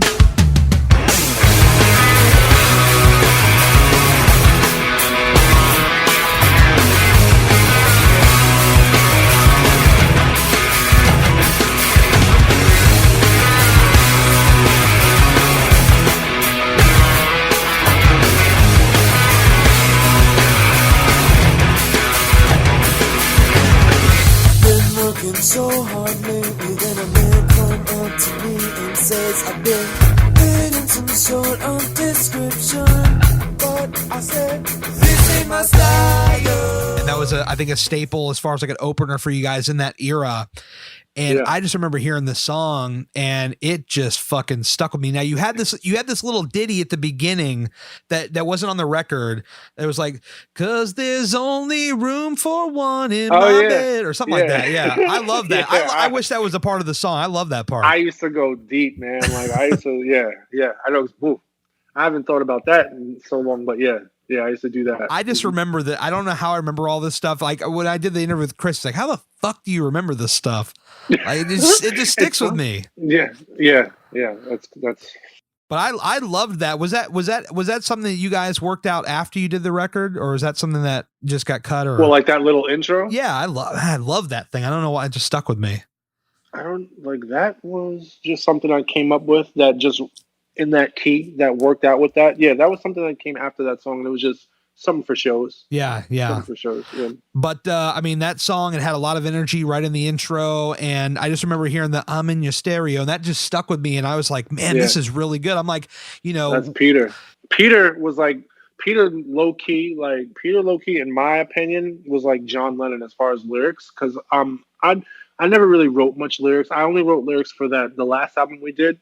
But like, whereas I did a lot of the music, right? Peter was just like prolific with his pen, and like that line, "I'm in your stereo," like, bro. I looked over at Chris. I looked over at Larry. I thought, I think they'll be all right. I think they're going to be okay. We were going for it. We definitely were going for it, but because it was such a radical change. I looked back at the some of the reviews at that time, and it seemed like harsh. Yeah. Harsh. Well, I found a couple favorable ones. There was a couple of favorable. Okay. Yeah. I just remember it always, like, from when we changed and started singing and we switched John out, it always just felt like it was like us versus them, kind of, really. Okay. And when I say that, I'm just like, it was just, I don't know. It was just we got hated on a lot, we got a lot of hate. And I just didn't know where it would come from, because, like, again, we were just trying to just like stand out, not really stand out, but just like kind of do our own thing and not necessarily say we can't do a certain sound. You know what I mean? Sure.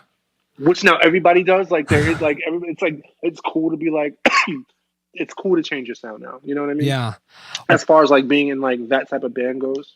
Well, I'll tell you this. I mean, I think you might take this as a compliment. I don't know how you'll take it, but I had a buddy of mine. He could not stand all the scene music that I was into. He just couldn't fucking stand it. And I said, just listen to this record and give me your honest take. And I played Jungle City Twitch for him. He fucking loved it.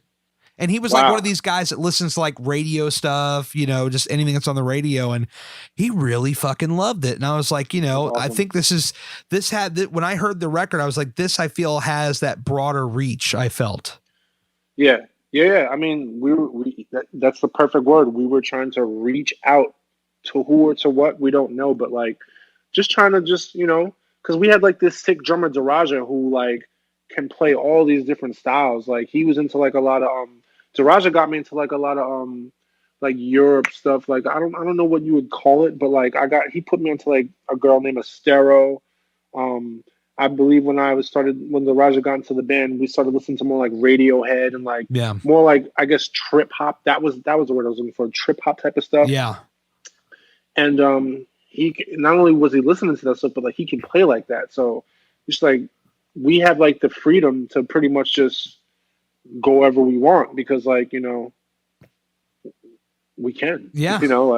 Yeah. Where's Equal Vision and all this? Like, how do they feel about the drastic kind of shift? Hated it. They didn't like it. When we got rid of, it's funny. So when I tell you how people chose John, Equal Vision chose John. You know what I mean? Like, yeah, when we switched John out, like, they just got really cold. I remember, like, we didn't really have much say in anything. I remember, we wanted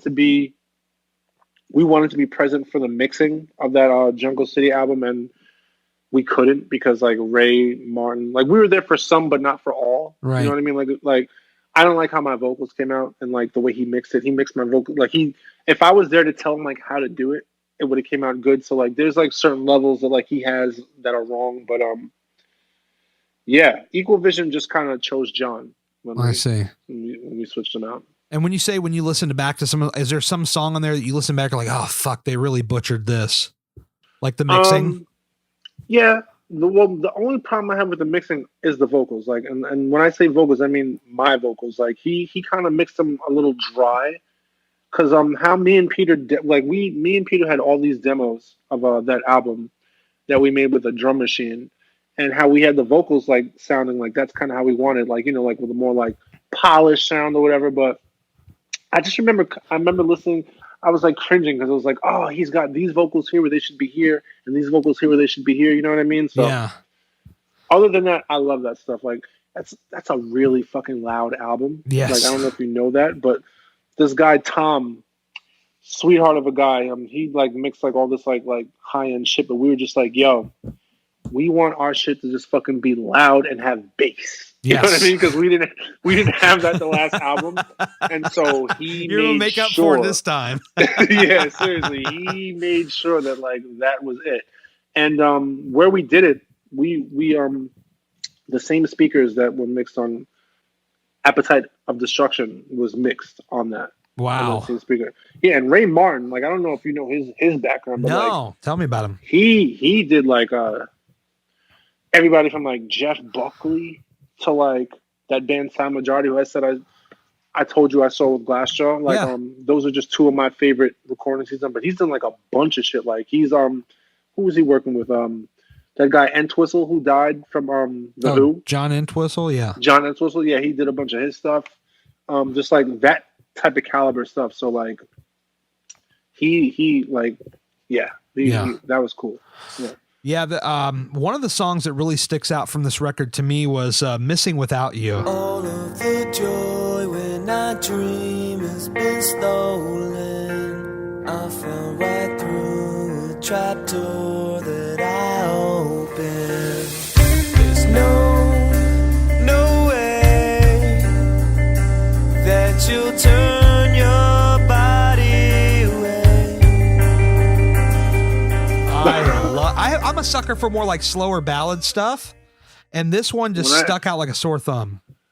You know, if there's one thing that I will say that I'm proud of is the fact that we did a song like that. Like the gall to do that. You know what I mean? Like, but like again, like yeah, you understand? Like I went from being straight edge to smoking a ton of weed.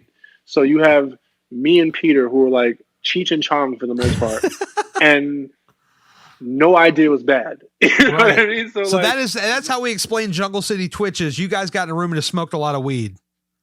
Yeah. All right. Because there's this whole hidden track at the end of that album. Yeah. Where I've lost my mind at this point because I'm so high. Then we're gonna slow it back up. It's midnight at the beach.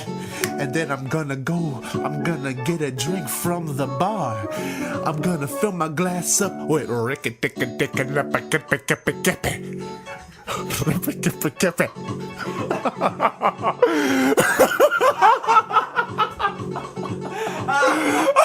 Like I don't think I've ever been that high since that. But yeah, I had this demo. That song "Missing Without You" was just like a 2-track demo of just like these guitars that I had recorded, and then it turned into a ballad. Yeah, and we were just like, let's do a ballad, and so we did that. Oh man, yeah, that one got a lot of play. I mean, I played this record over and over again, but that one got a lot of play. None of the songs that I sing on, I don't like. Like I just because again, like I'm just triggered by that whole thing. But music wise, I love that song. Like musically, I love that song. Little Electric. Little electric, it's a mystery. Love is a potion that will cure all of your disease. When shit gets hectic, just stay close to me.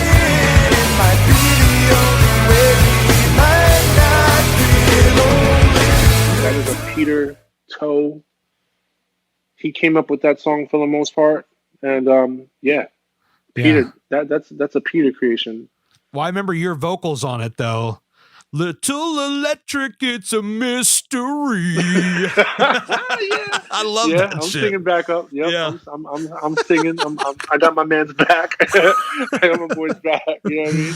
But, Oh yeah. man, New Enemy. That's another one I really liked. But if we try to come together all as one, to reunite this harmony that conquers all. What's worth the fight? Now you got answers, 'cause we want answers. With a battle cry, we send this out to you. That was a that jam. was like, that was like on some patriotic shit. Like, we're coming to get you, Osama. Like, Yeah, we're coming for you. Literally, that was like on some like America shit. Like, again, no idea was bad back then. So Yeah. me not knowing, like much about like writing lyrics and like singing, that's just me just throwing shit together over the music that I wrote. You know what I mean? Oh yeah. What about Crook? Let me pat you down. Are you wired? And don't you make a sound? Were you hired? 'Cause you're a fucking crook. You're a liar. You're playing with my cash, so you're fired. You know it's making me. I know a lot of people like that song. Crook was a Peter Toh. Like it's funny. Like Peter, our songs like they're similar, but they're different. Like Peter started that song, and I remember I wrote like the ending of that song. Yeah. Peter wrote that riff. The da da da da da da da da. God, that thing jammed so hard. Yeah, Oof. yeah. And then I remember the bass line was inspired by Toe Jam and Earl. Because again, we did all these demos. We did all these demos on a drum machine. So I remember, yeah, like he had that the guitar part was like the do do do do do do do do do do, and so I just went wah wah wah like just I was just inspired by Toe Jam and Earl. But and it's funny, the name of that song, Billy, Yes. that comes from this kid from Ohio that we used to always go like. As I have like my friends from the Virginia, Baltimore, Yep. College Park area, Billy was the Ohio version of you guys, Okay. and he was always at every show. And I'll never forget that show is where we played. That show was where we started tooling around with that demo, with that riff, that da da da da da, which would go into Flazer. Yep. But I remember everybody was like this; they were jumping. And so we were just like, that was like one of the few shows that happened for us. So it was just like this prolific thing. And I'll never forget, we were just like, Billy, we have to fucking name that song Billy in honor of him because like, I don't know what happened. We stopped like going to that area or maybe we stopped singing him, but it was just like, we can never forget Billy. Yeah. Billy got that crowd going. Like Billy was like our guy. He was like a reason that show was so fun. I wanted to ask you a question. Yeah. I don't know if there was a place in Virginia. It was like a fratish kind of place. And what ended up happening was someone, like we used to play this place. We played there with Over It. It's in Virginia. And someone ended up like falling out of a window and they stopped having shows there. Oh yeah, that was goddamn, the name's gonna kill me. It was a college place in Virginia, Yes, Blacksburg maybe, or one of those Yes. areas. Southern Virginia. Dude, you know what?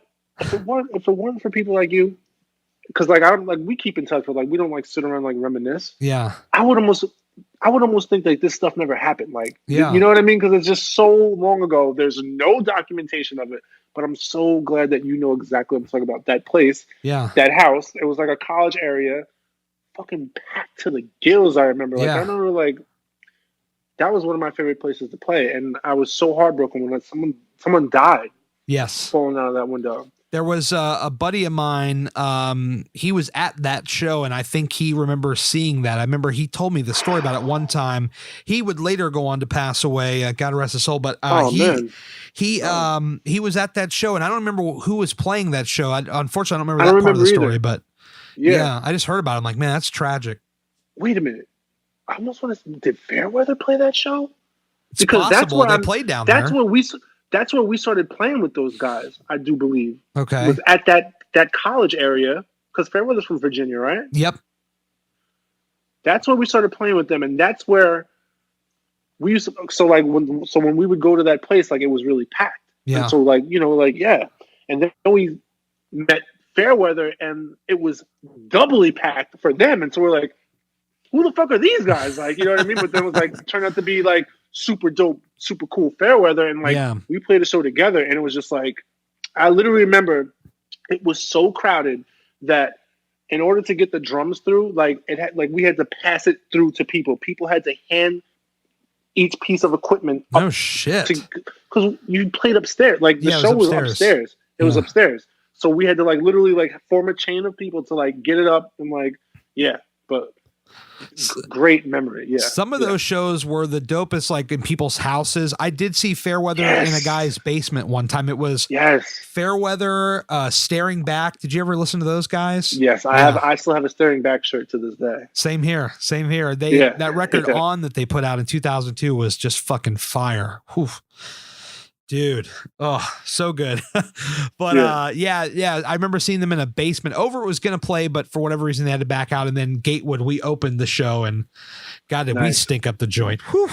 We were rough back then, man. We were rough. Yeah, but we had fun. I mean, we had a lot of fun. You know what I mean? It was a lot of fun. The funnest times of my life. Yeah. Just one or two more songs on this Jungle City Twitch that stick out. We talked about This Is the Time. What was that about? Do you remember what that was about? I don't know if This Is the Time had a certain theme. If it did, it was like on some like, like this is like the time to like, if we're going to change something, like if we're going to change like this whole sound and like thing, like, I guess now's the time to do it. You know what I mean? Like, so like, cause I remember that line, I'm in your stereo, was like, I think it was like, that's what he was talking about along those lines. Like, I'm in your stereo, I'm here. This is what we sound like. We're like, this is the time. We're here to do it. I know people will kill me if I don't ask you about Circular Highway, because good Lord, that was a jam.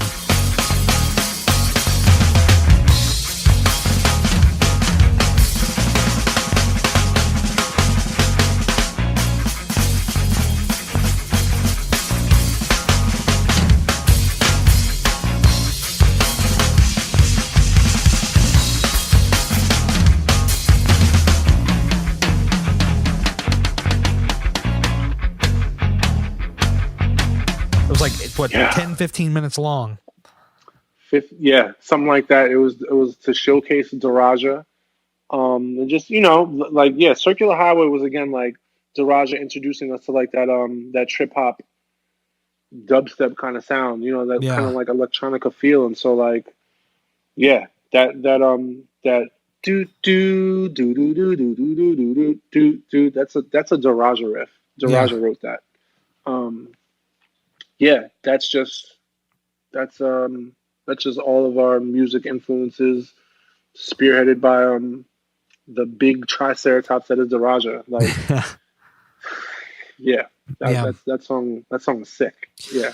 I mean, so you have this record, Jungle City Twitch. You mentioned that EVR is not so hot on it, but we talk about how it could have a lot of broad appeal. So the very next year is when you guys split. So what the fuck happens? Are you just not getting enough support behind this record, or what's happening here? So I'll never forget. It's funny how I found out that Yearly broke up. Yeah. The singer of Glassjaw, Dow, who we were really close with at the time, he comes over to my house and he goes, "I'm sorry to hear about your band." I'm like, "What happened?" He's like, "You didn't know? Eben left." Go towards the end of the day. Like, I think I might have like. He like held me like I cried, like it was crazy. So how I found out about Stryder breaking up was at first it was like, okay, Peter's gonna go to school, but you guys can like continue to do it, but like Peter's gonna go to school for whatever. So I was like, well, I'm not gonna do that. Like, I'll just wait for you to whatever. Yeah. But then what he was really trying to say was like, I just don't want to do this anymore, because like at that time we started venturing west. Yes. So going up and down I-95 is one thing.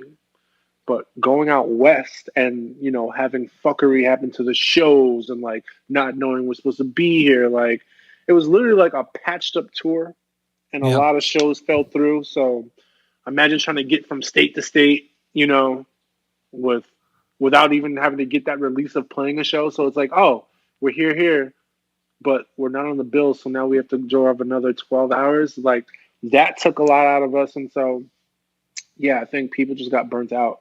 Yeah. It was rough. It was rough traveling in that van at that time. Like it was rough. Why? I think that song Epitaph definitely captures a lot of that for sure. You can tell it in his voice when he sings and when you comment. I mean, you could tell that there's some real fucking anger here, you know? And see, me, I don't know if it's because I found I have like Irish blood in me. I don't know if it's the Irish in me, but it's like while going through that stuff, in my mind, it's just like, okay, this is what you have to go through before you hit it big. Oh, yeah. So yeah. I'm willing to go through that. Like, I'm willing to fight in the van. I'm willing to be sweaty and live off of $5 a day. Like, but not many people were. You know what I mean? Sure. And like that band, it was like, okay, universe, you won. Okay, we bow out. You got it. You know what I mean? Yep. It was like, and again, it was like a lot of competitive stuff, you know. Because towards the end of us, like that's when Brand New and Taking Back Sunday. Oh yeah. They were forming and coming up, and it's weird. Like we exist in this world over here, so like we've been a band longer than these guys. But then we would go to these guys at shows, and we're like, "How are you guys so popular? Like, how does everybody know about you guys? Like, I thought like." So then, like but then, like looking back, you realize, like, yo, like this band kind of had like a little bit of a dark cloud over it. Right. Is it fair to say that like you're going to those shows and you're like outsiders looking in? Is that fair to say? Well, no, because here's the thing: when again, this is when John was still in the band. Like those bands used to open for us. Like Brand New used to open up for us a bunch. Taking Back Sunday, we played with them a bunch where they opened up, and we just thought like, okay, cool. Like, you know, these are, you know, our mutual acquaintances or friends, because I was friends with those dudes back in the day. It's like cool, like, you know, they're doing their thing. So like it's like, you know, like the natural progression. But at that time, like we had like 2 to 3 years on these dudes. So like over in our world of struggle, like we come back home and like these dudes, like these other guys are just like more popular. Yeah. Do you know Bayside? Yeah. Yeah. We took Bayside on their first tour. And it's weird, like you think like when your band breaks up, like, you know, like just that world just stops existing. But then like you come back and you're like, whoa, like Bayside is a thing, and like Taking Back Sunday is a thing, Brand New is a thing. It's like shit, you know, like we were right there. There. And it's like, if we just pushed one more year, we could have been that. But because they became like monsters. I mean, they were like fucking huge. MTV. And that's the thing. Like we were literally on the fringe of that. So I'm left out another big part. So when we got signed to EVR, we tried to back out of that deal and sign with Drive-Thru. Okay. So. And you know what's so funny? I just saw your post about Drive-Thru, which I was just like, I gotta remember to tell this part of the story. Okay, but like, let's hear it. Us not knowing anything and like not knowing how like agreements work, and I think this is where EVR kind of was cold to us. But like when we switched John out was like the last straw. Yep. But yeah, we had agreed to sign to EVR. Drive-Thru gets a hold of our demo. They're like, here, we got more money, so like, yeah, let's go with Drive-Thru. We're friends with Newfound Glory. I think they facilitated that, and we just found out we couldn't do it. So we're like, oh, okay, sorry EVR, we always loved you, but it was like, yeah, you just tried to ditch us. So like there's that sour taste from our label in the very beginning, right? And not much.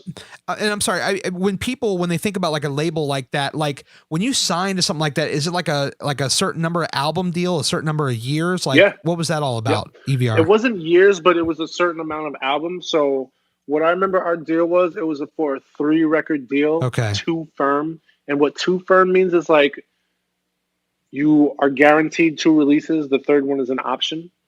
And so, yeah, we had a 3-record deal, 2 firm, and we did our first record for like $5,000, and then the next budget for the next record was for $10,000.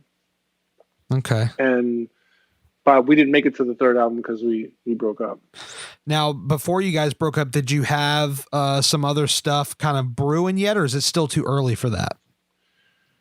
So when we broke up, did we have newer songs? I don't think we had newer songs. When you guys broke up, you released Epitaph on your website, and you released another album or another song, Trickster. Right. Okay. So so Epitaph was definitely going to be a Stryder song. We broke up. That recording of Epitaph is just me and Peter. That's not the whole band. That's I played bass, drums, guitar, and I sang that last part. And so Peter at one point was going to do a solo thing during Stryder's like initial stage. He was going to be called Redfield the Kid. Okay, that's his middle name. But he had this acoustic song called Jane, which was really dope. I don't even know if that stuff's online, but it was this really dope song, and he just had these 2 chords that I remembered from it. So I borrowed like a piece of it, and we just did that in his basement one day. And I was just like, you mind if I use that idea from Jane for like this thing? And like I played him like the beat, and then like it was just another stone moment. So yeah, Stryder broke up, and me and Peter still kind of stuck together. Yes. But not initially, because when that happened, like, I felt like, like I was like a betrayal. And then I wasn't really hanging out with them. And then what happened was my mom passed back in like 2005. Mm-hmm. And they got wind of that. And that kind of like brought us back together. You know what I mean? It's like no amount of beef is going to like, not prevent you from reaching out. So like once 100%. He did that, I was like, oh, my old friend is back. So like, yeah, we that happened. And then we decided we wanted to be a thing again because like we missed each other, and it was like, yeah, I've been trying to do this solo shit and or whatever, and we just wasn't really working. So we're like, all right, we're gonna do this thing called Jungle City in honor of the last album, and we were gonna be this kind of like Pharrell and Chad Hugo thing. We're gonna be like a production thing, but just as like a 2-piece. I don't know but again, this was like heavily influenced by marijuana, but like. We were going to do this 2-piece thing called Jungle City, and Trickster was one of the first songs we wrote.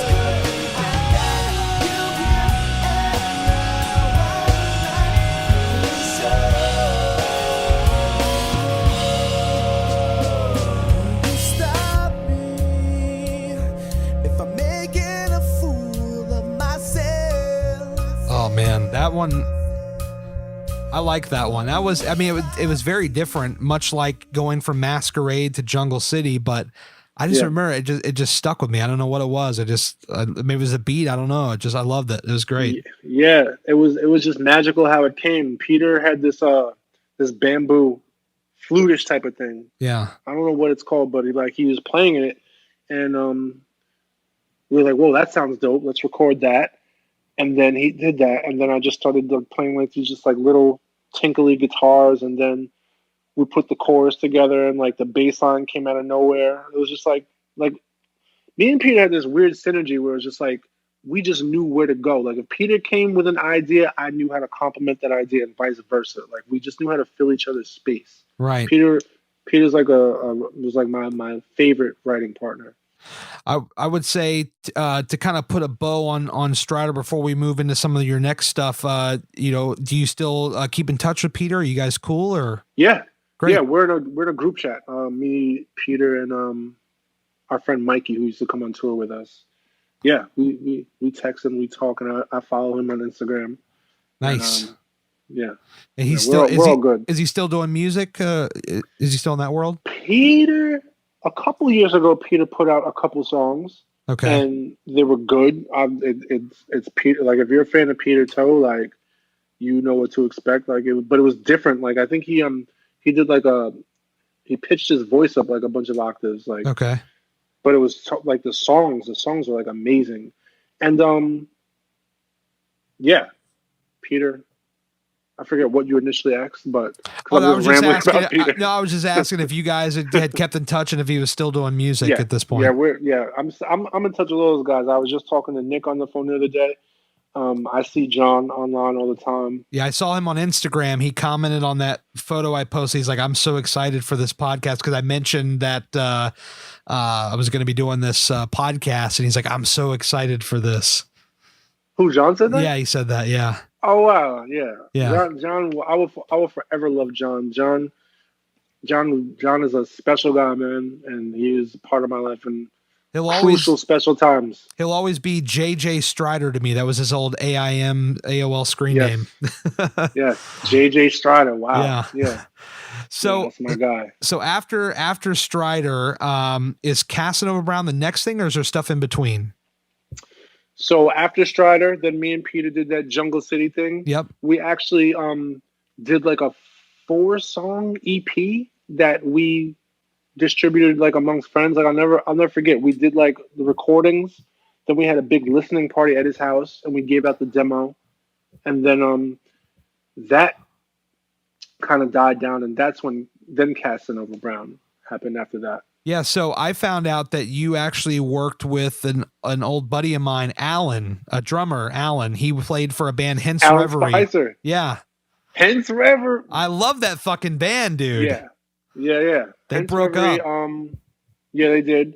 But I started doing the Casanova Brown thing, and I can't say how. No, okay, yes, I can. So I did that stuff, and I don't know how I found this kid Anthony, but this kid Anthony was a guitar player. I was like trying to put together like a band to play live. Yep. And I started talking to this kid Anthony from South Jersey, and I went out and stayed with him for a weekend. And we were just trying to see if like this was going to be a thing. And he was friends with Alan. Okay. And he introduced me to Alan, and we hung out, and he knew me from like the old band. They knew me from like the old band. Oh, he loves Stryder. He was a big fan. Dude, and he's so sick. Yes. He's such a good drummer. And yeah, turns out South Jersey has like this nest of just like musicians. And it's crazy because like Anthony, like he doesn't do music. He's not serious like about music. Yeah. But just him fooling around the guitar, like the shit that he fools around with is sick. He had a bunch of friends who were all sick. Alan introduced me to this kid, Mike, who is like one of the smartest people I've ever met. Michael McCaffrey. He ended up playing guitar for me. But yeah, South Jersey just has like the sickest musicians. There's something in the water down there. Something. As you leave New York and go south, like you'll meet the coolest people. Yeah, I remember. God damn, this would have been 2004 when I met Hence Reverie, and my cousin and I, a different cousin, this guy Jimmy, we tried our hand at booking shows. Big mistake, because we loved touring acts and never booked enough local acts, and so very few people showed up. But I remember we booked Days Like These. They were a Lobster Records band. Yeah, I remember Days Like These. Yeah, I remember Lobster Records. Yeah. Yeah, Who else was on Lobster Records? Small Victory, Staring Back, Over It, Whippersnapper. No, but we took Dynamite Boy. Dynamite Boy was on Lobster Records, right? I think so. That's who we toured with. We toured with Dynamite Boy and another band, Punch, something with the name Punch in the band in the title. Punchline? But I remember Lobster Records. No, not Punchline. No, they had a girl singer. It wasn't Punchline, but it was something with Punch in the band. But yeah, I remember Lobster Records. Yeah. So we booked Days Like These, and we became kind of like buddies with them, and they invited us up before they went on Warped Tour. They said, hey, we're having this get together at, I think, the guitar player's backyard. He had this big ass backyard in South Jersey, and they're like, we're going to play a set. And the band that opened for them was Hence Reverie. And I remember seeing them play. They had so much fucking energy. I mean, they were just like, nobody outside of South Jersey, I think, had even heard of these guys. And they had so much energy. And I looked at my cousin. I said, we need to book them on our next show. And we became friends because we booked them. They'd come down to Virginia. They'd stay at our house. And that's how I met Alan and all those guys. And I remember they would always talk about Stryder. They would talk about Over It. And there was a couple of other bands, but definitely Stryder for sure came up. We just had these weird pockets.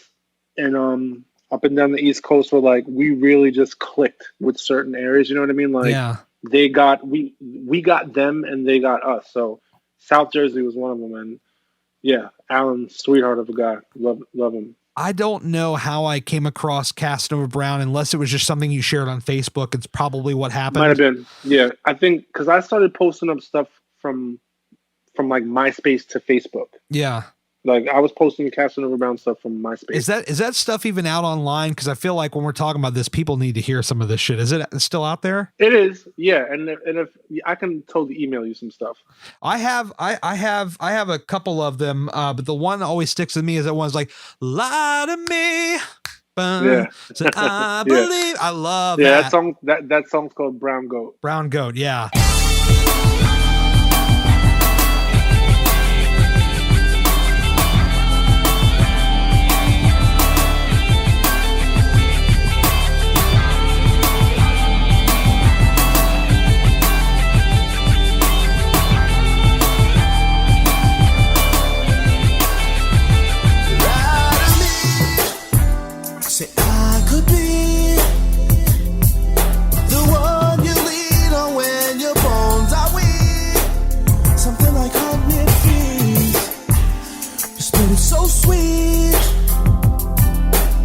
Promise me that you won't sing, but I bet like Latina used to sing. That I heard that and I was like, that's Scottie. That's my man Scottie right there. That's just me trying. That was some good shit. That guitar lead. Yeah, it's funny. So that guitar lead comes from so when I first reconnected with Peter was doing like he moved to Queens. Yeah. And he was working on his solo stuff, but he was also doing some outside production. And he was doing production for this band called Cat Power. I don't know if you've ever heard of them, but he had a song and he had a beat and it was totally sick. I think Cat Power is one person. It might be a band or it might be one person. But it needed a lead. And so that lead from that band was from that song was initially for that song. Never came out, so then I took it for my thing and just wrote that out in Queens. Remember, I did that song literally in one night in Queens, just from being around Peter. You just being around certain people, like it brings that out of you. Yeah, that was a good one. I mean, that whole thing, because I think you released like 4 or 5 songs at that time or something to that effect. Yeah, I did. I put out a bunch of shit. And so what did you end up doing with that? I mean, was that something, I know you said you were trying to build a band. Did you actually go out and do shows with that or did it never get that far? Or? So yeah, there's some recordings. It's actually like, if you go on my Facebook and like, I don't know if they let you, but like if you scroll back a couple years, I posted one of the few shows that I did in South Jersey with that band. But I tried to do, it's weird. Like I was doing, we did a couple shows in South Jersey, and then we ended up playing this place called Club Chrome in South Jersey, and we played. I forget. We played with some big band. I forget, but she paid me like $3, but told someone else that she gave me like $300, and like I pocketed all the money. Oh boy. So then like that, like it was this weird thing. So, but like that incident broke up that band. But, so that was like a discouraging thing. So the Casanova Brown thing kind of died down. Then I started playing in this, group with my cousin called Teachers. Okay. Yeah. What was that about? Yeah. Teachers was this thing that, so he used to be in a band called The Exit. They broke up. I remember The Exit. Yeah. Yeah, Stryder. We did a couple shows with them back in the day, but they broke up, and he had a bunch of songs that were going to be new Exit songs that he brought over from Teachers, and so I joined that. I'm still technically in it. We're not broken up or anything. We just haven't been doing much, but I remember the Cass Brown thing kind of died down. Like as far as me like trying to like pursue like a solo type of thing. Sure. And so you're still you're still associated with this Teachers project. Is that kind of where your music is right now? Like that's pretty much the only thing that you've got going on in terms of music, or? So it's the Teachers thing is kind of weird because like Teachers has like about 80 songs and about 20 videos, none of which has come out. Why, I don't know. I don't know, but like Teachers has a lot of stuff that just nobody knows about. So what happened with me and like writing songs is that it's weird. I don't know if it I guess I can say I've been dealing with writer's block. Yeah. Like whereas like I didn't used to think so much. I didn't used to be so influenced. I wasn't so aware of my influences. Like now I just overthink everything. I'm like nothing's ever good enough, pretty much. Right. Yeah. Nothing is ever good enough. Seriously. Yeah. Seriously. That's where I'm at. What were you doing with the Teachers? Were you playing like guitar, singing, drums? What were you doing for them? Well, I sing Teachers. I wrote a bunch of stuff for Teachers. But as far as recordings, I've only done keyboards and drums and vocals as far as what I'm doing on the recordings. Right. Ben handles a lot of the guitars. We had this other wizard, this guy named Gray McMurray, who like I've never seen anybody play guitar like that. And another guy named Matt Krantz, who's sick, and Steve Borth. He used to be in a band called RX Bandits. Oh yeah. RX Bandits, yeah. Drive-Thru. Yeah, they were Drive-Thru band. There you go. So like that, we'll never not be connected from like that era. You know what I mean? Like there's always something that ties us back. Yeah, I think you'll find your way though back. I mean, you might be going through writer's block now, but it comes around at some point. Well, that's the thing. I still call myself a musician, and like Teachers. Our last show was like a big festival out in Serbia with like what are they called? Ray Shremmerd and like what's that? And Halsey. So like, oh wow, I still do music. You know what I mean? It's just like as far as my own thing, like I'm just more. Whereas where I thought like I didn't think so much. Like I'm just more hesitant to put it out. You know what I mean? So sure, I still got ideas, man. Music will always be me. Yeah. You know? And we still got this Stryder reunion somewhere in the canister here. Somewhere. Might be lurking. Somewhere. Somewhere. I don't know. Peter had a good point when he was like, it's just hard for me to sing those lyrics being this old. You know what I mean? Like, sure. I'll tell you what though, if that ever came to it, if you guys ever did a show, I think it'd be an immediate sellout. I don't have any question about that. That'd be great. But I think, yeah. Now, how would you do it though? Would you do it with John, or would you do it the lineup that you guys broke up as? If I were to do it like in my mind, I would do two different shows with the two different eras. Okay, yeah, you could do like one night Masquerade. Yeah, and then I would do the other one playing guitar, but like I would actually like do like the original lineup, like play drums and then jungle. That'd be dope as hell, man. It would, but I think like it's only big in our minds. You know what I mean? Like, yeah. You know what I mean? Like, dude, I put out that video on YouTube. That thing's like over 1,000 views. I mean, now I know that may not sound like a lot to a lot of people. Dude, that's a lot. That sounds like a lot to me. You know what I mean? That's a lot to me. Like, wow. That's awesome. When you think about it, and I study a lot of social media, and that's kind of what I'm really wrapped into right now as far as putting out a podcast and vlogs. That's 1,000 people that are searching for Stryder. They want, exactly. They're seeking it out. Rather it's old fans that remember or new people that somehow stumbled upon it. There are people that are searching for that. And that's humbling. You know what I mean? Like, I agree. Like, there are those 1,000 people remember. You know what I mean? Like, and if you awesome. Google it, unfortunately, the only thing really there's like a non-active like Equal Vision page that just has links to buy the records. There's really not like a whole lot there. Like, you would think that any alumni artists you had, maybe you put up a few, some videos, some MP3s, like clickable players right there, but it's just, here's the album art, and you have to like click around to find the shit. My sentiments exactly, but now since I dredge up all these memories, there's a reason for that. You know what I mean? Sure. Like, yeah, I guess we were just those knuckleheads that like just thought they knew everything. You know what I mean? Like, sure, we know what's good for the band. Switching out our lead singer, trust us, we know what we're doing. You know what I mean? Like, we just didn't know that like. When you do decisions like that, like, when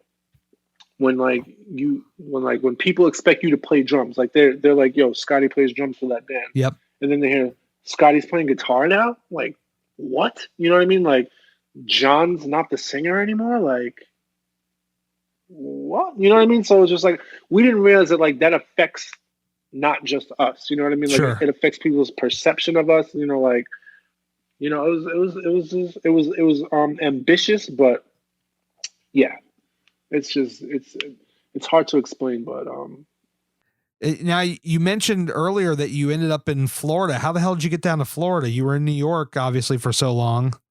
yeah, the Florida thing was something more with my girl. She had gotten a job opportunity. Oh, cool. That was down here, and so you met her in New York or in that area, and you guys moved to Florida. actually, I met her when I was auditioning that kid Anthony. Yeah. For my Casanova thing. So she lived in Anthony's house. Okay. At the time. Yeah. And I just remember being asleep, and I remember seeing her coming down the steps, and I was just like, whoa, who's that girl? Whatever. But she was living there. She was his sister's friend, and she had a boyfriend at the time.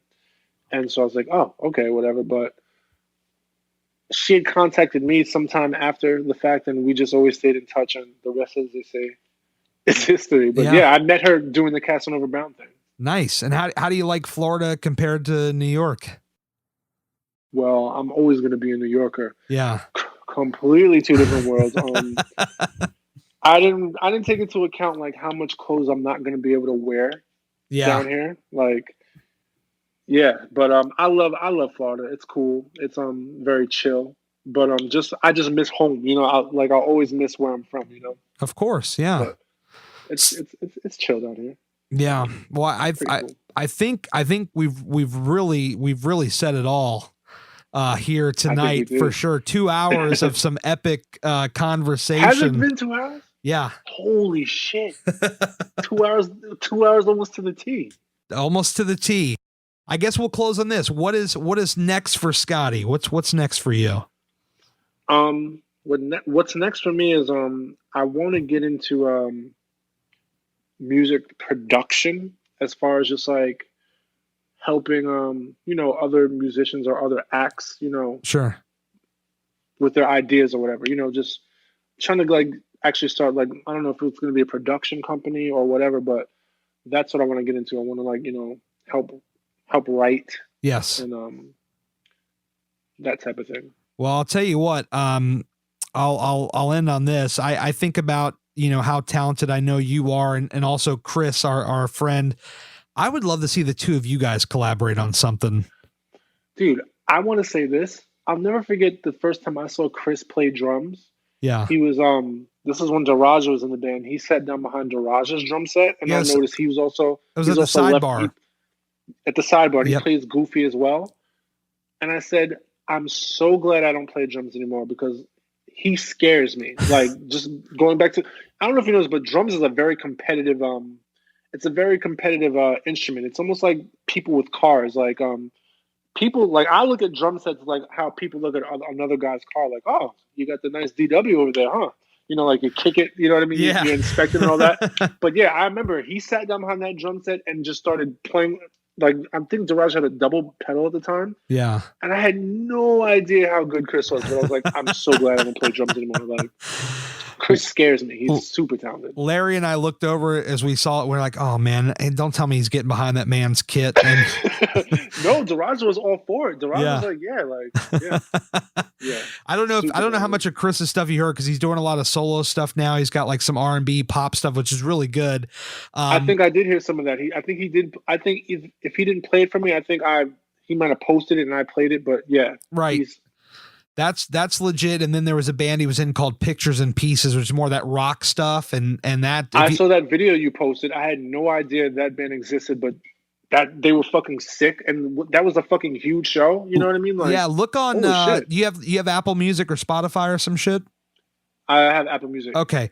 Look up. I'll just text it to you because I have your number now. I'll send it to you on Apple. You know, you can share albums. This album, it's called Line of Sight, and it, to me, I thought it was criminal that nobody ever heard this record. Like, no one ever heard this record. It got put out, and it was just at a time where they just had a lot of stuff going on. We talk about it in the podcast that I did with him that's coming out next week. But I'll send it to you, dude, and give me your honest opinion, what you think about it. I think it's so legit. Cool. Well, dude, I first of all, I'll close on this. I appreciate your time. 2 hours is no easy feat. It's not. We both got work in the morning, I'm sure. Yes. So I just want to thank you so much. I'm glad that we connected on this and talked all this stuff out. And if you have anything that you want the people to check out, any social media or anything, now's the time to plug it. I mean, I don't really have anything set up yet, but you can always look me up on Instagram. I think my name is Scottie Redix or something like that. I'm gonna find you because that's where I hang out primarily. It's Instagram. Yeah, I think it's Scottie Redx, like no I, just Red X. Okay. But yeah, just there. And I just want to say that like it's been an honor talking to you tonight, and I want to give you big props because I see the stuff that you post and like, dude, like. To be crushing it how you're doing it as far as like with your goals and like losing all that weight, dude, I just want to congratulate you and thank you. Want to just make sure you keep doing that, man. Keep killing it because it inspires, you know what I mean? Like that's what I hope to do. I hope man. that's all I can hope is sharing my story in hopes to inspire other people. Not that you needed looking good. I remember you used to flex and stuff. I see the muscles playing them drums. I don't flex no more, man. But seeing you, it wants me to start flexing again. You know what I mean? So yeah. My man. Well, dude, man. I am so glad we did this. Don't be a stranger. Likewise, bro. Let's not wait 17 more years to chat. This has been a hell of a chat. I know, right? Yeah, man. It's been an honor. Just thank you for having me.